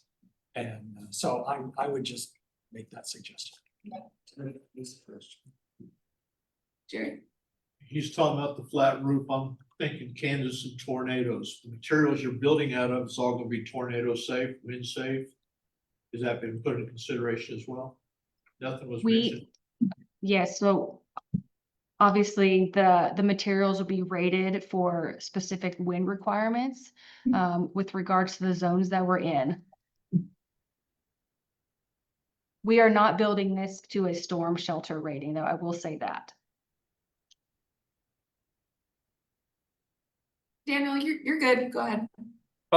My question would be, is there plans for, and it kind of buffers off an earlier question about specific plans for energy efficiency, motion detector lights, low energy, or high efficiency overall? Yes, absolutely. Many of the codes today kind of require looking at it as more of an efficient approach, like LED lighting, motion sensors in offices and areas that are occupied throughout the day. So yes, all of those things are going to be in place, efficient toilet fixtures and accessories and so forth. As far as the solar panels, I think it's a great idea. It is something that we can absolutely look into. At minimum, too, we can also make the structure and the roof solar ready. So if the project's not able to accept solar panels the day of construction or the day the project opens, it could happen at a later time as well. So it's something that the stakeholder team can continue to explore. I want to speak a little bit about the security and lighting aspect of it. So one of the things that we're doing with all of our new construction is that we're working directly with the police department to do security assessments and determine where cameras and lighting is appropriate for the area to make it as safe as possible.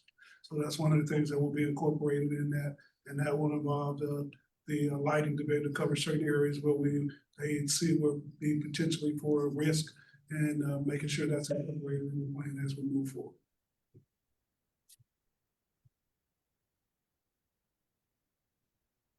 Any other questions from Dad? Oh, no, so it looks big. Yeah, it looks nice. If you guys want to go and check out the Brewer Center opening here not too long ago, you can get online and go check that out. That was built for about $10 million as well. We deserve nice things here on the south side, right? Especially when it comes to the kids. So that's a good template to look at. Prices have gone up, costs have gone up since then, so I don't know that we can replicate exactly what Brewer did, but we can get in the same ballpark. John? Has Becca chosen her office? I can see the wheels are turning in there. It's like, oh, I'm gonna get the one that I can fit the couch and I'm gonna The decorate offices it. are designed around the use of them, so I believe Mike and I's offices are fairly easy to spot on They there. can put me in a water cooler, I'm fine. We've tried, we won't be going there. All right, any other questions from Deb? I would want to give public a chance if anybody over there has any questions. You can also give comments as well. That's true. I'm gonna turn it over to the public for now. Any comments or questions? Crickets. All right, well, I'm bringing it back to Deb. Anybody have anything else for Allison or anybody else on the project team that, while we've got them? What is the time frame on it? 27? Years? Yeah, Yep, we're looking at, I think construction is looking at beginning in Q3 of this year. Is that right, Allison? Yes, that's correct. We are actually in the design development phase, almost construction document phase. So we should be concluding that, I believe, in, what is it, January? I believe it includes in April. And so with permitting and bidding, it would likely be in Q3 when construction starts. Then Q4 of 2027 is when we're looking at opening. Yeah. And mowing activities and all that could be in the same parking lot as it is now, with just the addition of the building. Yep.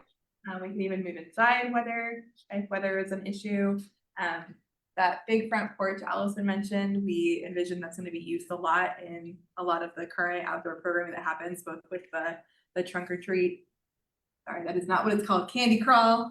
And the neighborhood night out party that happens down The there. temporary stage area like they had set up last year too, for the walk and this and that.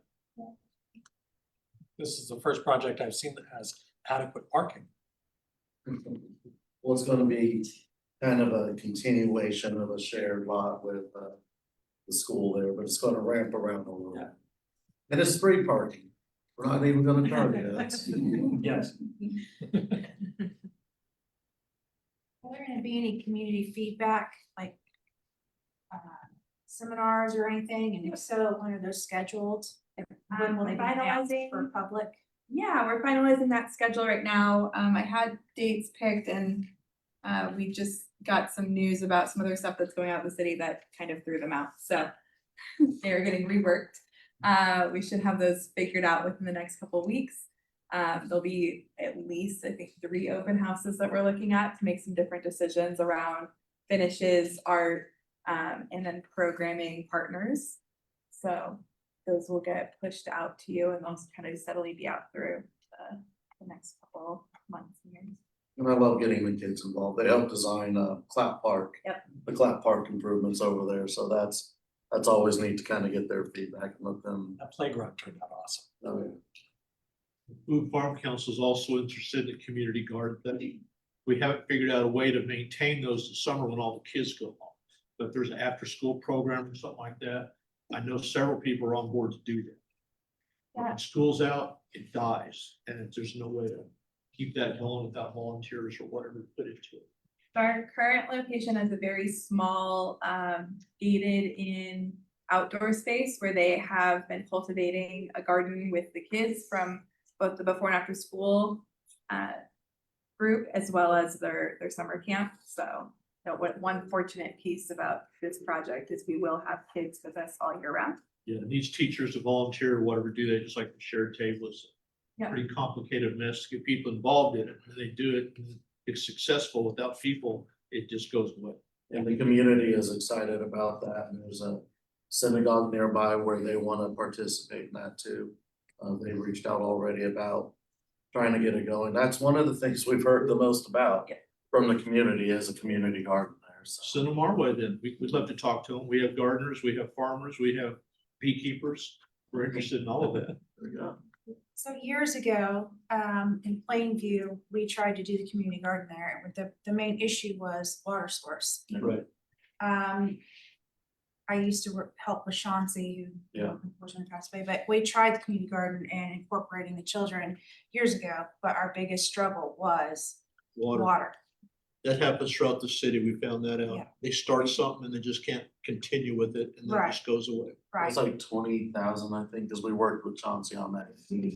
Like 20,000 to put a meter in. Yeah, we tried that route and we ran into a lot of hurdles with the city. Yeah. And so until that's resolved, a community garden sounds wonderful. I know. We talked. Well, there will be a water source. Right, so one of the fun parts about doing a new construction project that incorporates a community garden is we get to put a water source in the plans. Unpotable water right here. Are they gonna do water collection off the roof?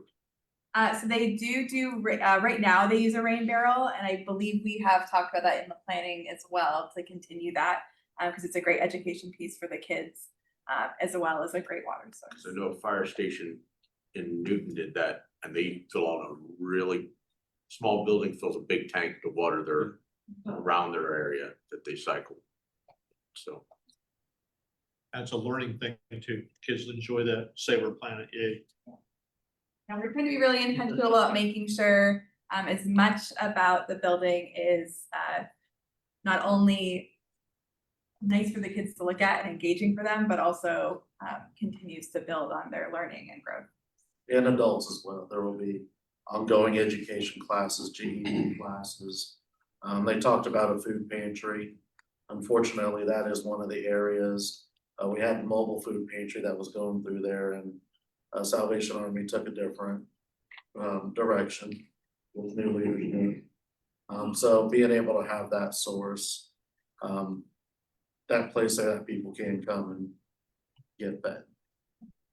It's within our 44 miles of food deserts in which Plainview. But Allison mentioned this, the library is doing a unique add-on to this. It'll be a first-time service project for them. They're gonna do book, I believe, pickup and drop-off there. So if you were to check out a book, you'd be able to grab it from them. They're still looking at exactly what that looks like, but it'll be pretty innovative and pretty exciting to see what that looks like and how that could be applied to other facilities across the city.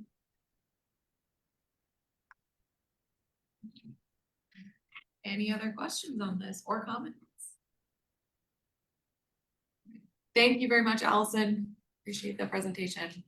Thank you all. I appreciate the opportunity to get before you today. Let me see if I know how to stop sharing. Who's that? Oh, that's my kiddo. Let's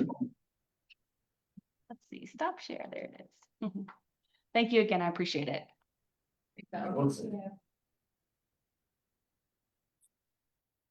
Well, the next thing on the agenda is adjournment, but Mike, did you have any Yeah, updates for us? I'll before we that? I'll make it quick, as quick as possible. I don't have a whole lot. One of the things I did wanna talk about and celebrate, the South Broadway Safety Grant, the $20 million federal grant that was kind of a moonshot. It does appear that we got that, so we'll be able to do some things as far as rehabbing Broadway from 21st Street down past Johnny Mac here. Looking at ways to make it safer, of course, repave the whole thing. Additional sidewalks, so that is a big deal. Again, that was a kind of a Hail Mary that we threw up. And one of my last meetings with the previous city manager, he's like, hey, Merry Christmas, we got that, so.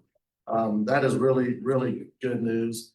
Yeah, I think there was it was a nationwide, there were like 6 or 7 grants awarded. And so you can just imagine how many people applied nationwide for that. Just a little bit extra on the sales tax. Again, I've gotten 37 boots up my behind for voting to put it on the agenda, but that's okay, that comes with the territory. Just explaining the things that really stood out to me was affordable housing and homeless services. They talk about the affordable housing fund that we had. We used that, pretty much all of that money for the 75 units that we're putting on with the homeless shelter that we talked about earlier there. Some of that money from that affordable housing fund could be used. We have a plan for an additional 300 units.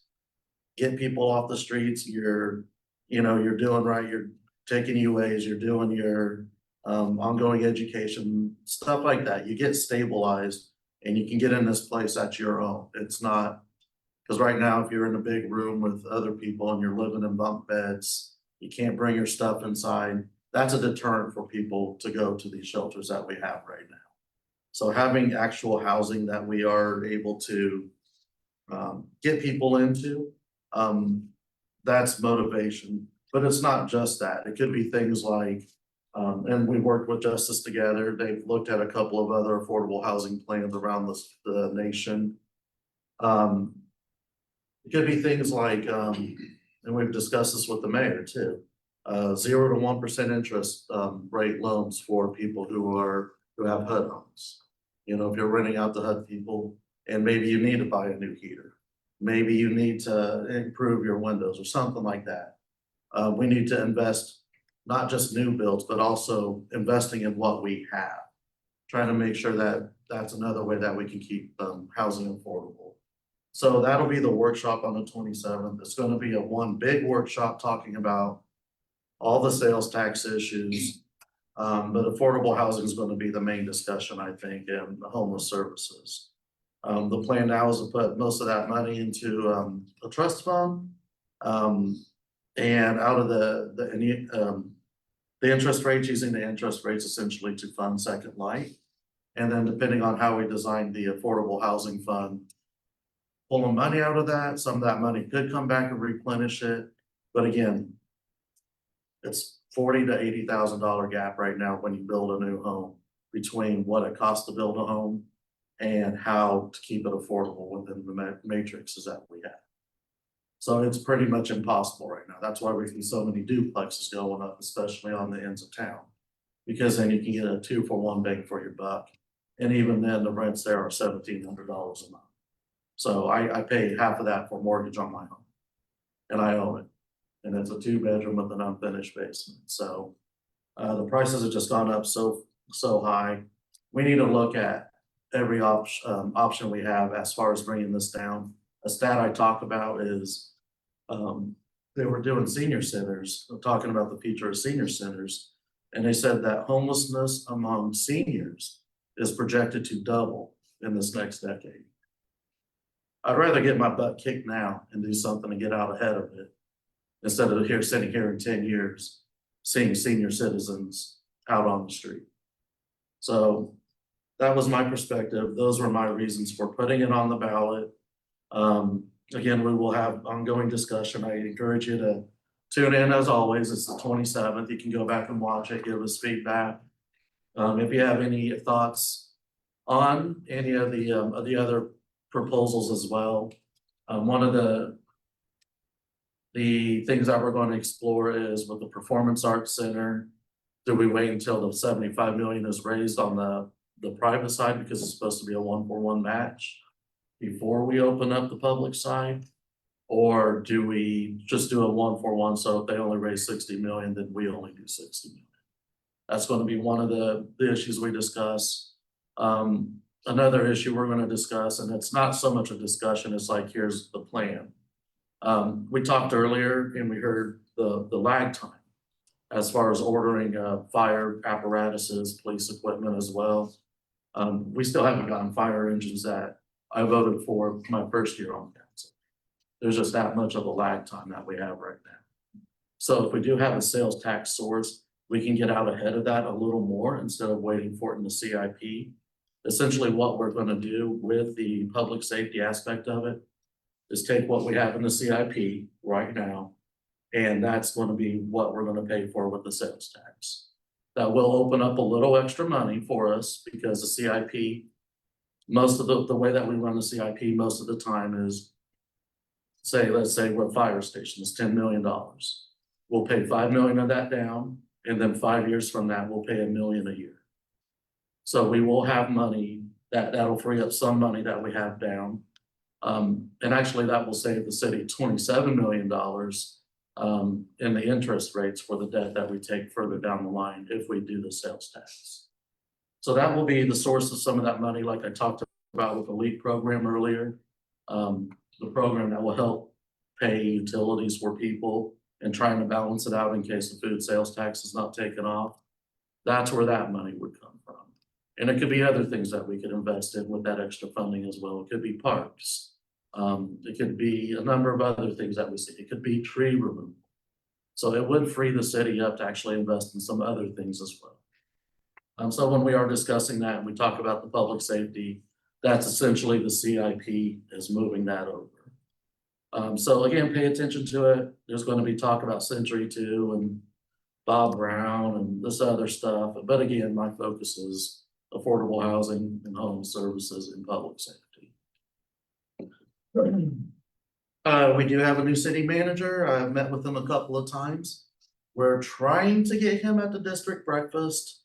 The only issue with that, and I talked to him today about it, he was all on board, and then I said, it's Valentine's Day, and that's also President's Day weekend.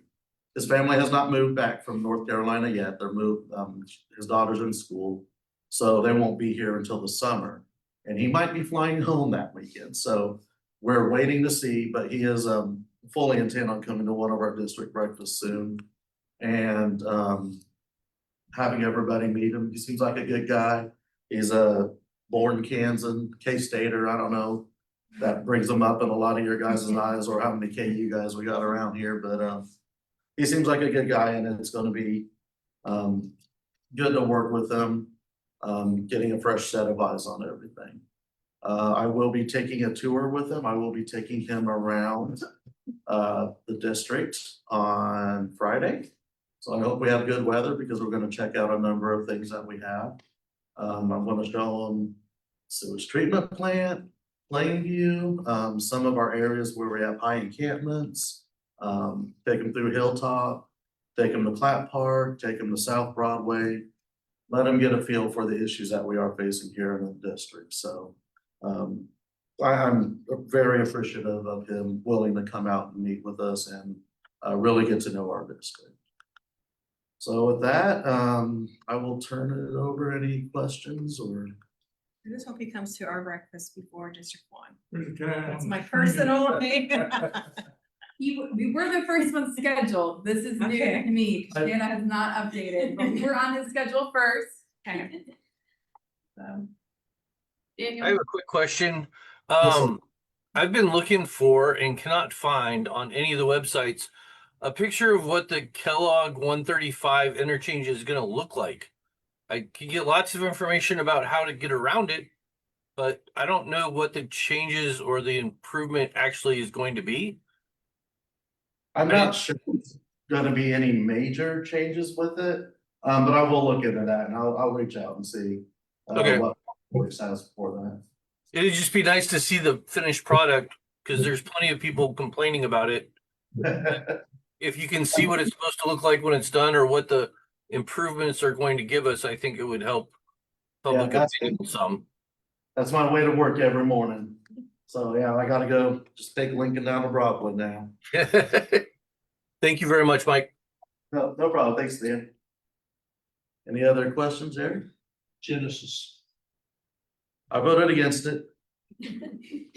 I was the one, honestly, I don't begrudge anybody for voting for that. It was a very badly written contract 15 years ago. Very, very, very badly written contract 15 years ago. Essentially, that's about as much money as we could recoup. The judge had a ruling recently that said there was a 3-year essentially look back, and from the time we protested it, if anything beyond that 3 years was not able to be recouped. We sued them 2 months after I got on council. So that lets you know the direction I felt on it when we came in. 4 years. Yeah. So we were only able to recoup part of it according to a judge's ruling. I still, I feel slighted, you know, and it's obvious. Probably go up, so. Oh. Check somewhere else. Yeah. No, I always want to fight those, especially nowadays, because we need to show the people that have been gaming the system for quite a while that we're gonna fight on these things now. So that was my vote, was just, I just want to keep fighting. I'm not gonna say like $20,000 or whatever we could have lost as a drop in the bucket, but I think some things are worth the risk when you're trying to send a signal. 267,000. 219,000, I think, is what the settlement was for 200,000, and then we delayed that to get the full amount that we could possibly have recouped, and they agreed to it by the end of the meeting, so 219,000, and now that one's behind us. Will they renege on that? I think we could start seizing property if they did on that one. But I'm sorry. no, it's, we are undergoing a process to centralize all of our contracts and be able to look at them in one place and have the finance department just be in charge of essentially enforcing all the contracts. So the important thing is that we learn our lessons and that we change. And that's the thing, people talk about these bad deals over the past 4 years, there really haven't been any. Because we have been learning and we have been putting procedures in place and policies in place to avoid what we've done in the past. So that's the important thing now, I think, moving forward, is just making sure that we are as ironclad on those contracts with clawbacks and protections, and that we also have eyes on those constantly to ensure that people are paying what they're supposed to be paying. Are you still, there's still a suit going on relative to other people that were involved? Minutes or something? Well, there was a equipment malfunction, and originally we put that in our suit. But upon discovery, we actually think that it wasn't Genesis' fault, that it was the people who did the repairs did not do them appropriately. So that's the other suit that we have going on right now. You hear about the chillers breaking down once a year. We've essentially replaced both chillers by now on both rinks. So there is an ongoing suit for that to recoup the losses we spent on that. Mike, on the Genesis lawsuit, I didn't realize that had been pending for 4 years. What were the city's outstanding legal expenses for that? Did they? Most of it is actually all of it was lawyers that we have on retainer. Okay. So it wasn't any extra outstanding debt to us. We did a lot of it internally, and then we also had a group that we just hire every year to handle lawsuits like this. So it wasn't anything extra out of our pocket. All right, is that it? Well, I'm glad to see everybody stay. I haven't seen you guys over the holidays. I appreciate. I hope everybody had a nice, safe, and happy festive holiday season. We did lose a member of our community, not in our district, but a Southsider, Josh Flick, here recently. He was a good guy. I saw him earlier in December at a district or at his neighborhood breakfast. His neighborhood association splits between District 3 and District 4. Always a warm guy, always, people running races. He ran for District 4 City Council, and Councilmember Glasscock talked about it. A lot of people, after they lose races, can become bitter and, they take shots from the outside, but Josh was the one who actually kept investing in Wichita and kept getting involved and kept trying to make his community better. So I did just want to recognize Josh. The last time I talked to him, he has a grandbaby on the way. I joked the other day, we weren't that far apart in age, but we were talking about his grandbabies being about the same age as my baby. I think that's more a testament of me just waiting until I'm in my 40s and out. But he will be missed. And again, when I would say to you guys all that I wish you guys health and safety, that's why, because we need people around. We need people who care about our community, he's staying in our community and helping investing in our community. So I hope everybody had a happy holiday season. We have some weather coming this weekend. Should be fun, actually having some winter weather for a change. So maybe we will get the sweepers out there or the snow shovels out to clear some paths for us. Yeah, aside from that, I'm glad to see you guys. Anybody wants any of those cookies, please take them, because I do not obviously need any extra calories. All right. How'd that get up here? That, do we have a motion to adjourn? See you. Second. All right, motion for Vanessa, second for John, all those in favor? All those opposed? Thank you, everybody. We'll see you next month. We got all sorts of stuff going on here, dude. Yeah. Brand new road. Are you with me? Gonna, somebody. Sorry, I missed it when you were up there. That's all right. I didn't say it, yeah. That's all right.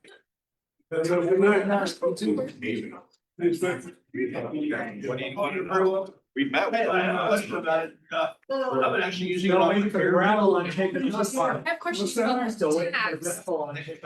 It's in the works. Then also just questions about housing. Like, I mean, I think we can just. I think you got it. That's not. All we do.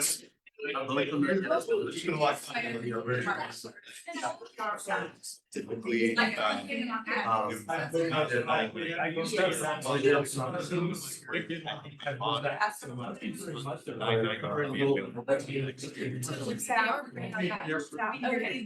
it different, which.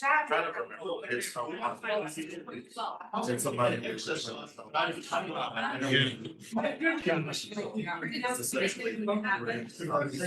Like I can take the next month off, so that, Vice Chair. I know. I over-explain everything. Oh, interesting. You go to Genesis or? Genuine, that's why. So, yeah. Yeah. Yeah. Thank you. You do it that. yes, probably. Okay. I don't know. If I'm right, I'm one of the- Yeah. Yeah. I got distracted, writing stuff down. Yeah.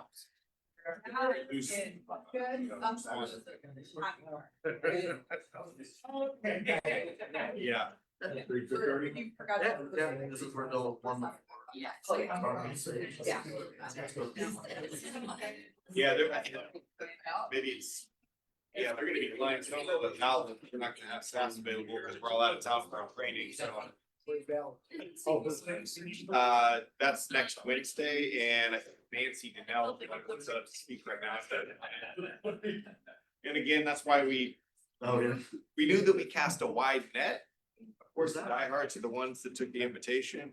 We just asked. Made a comment in our names.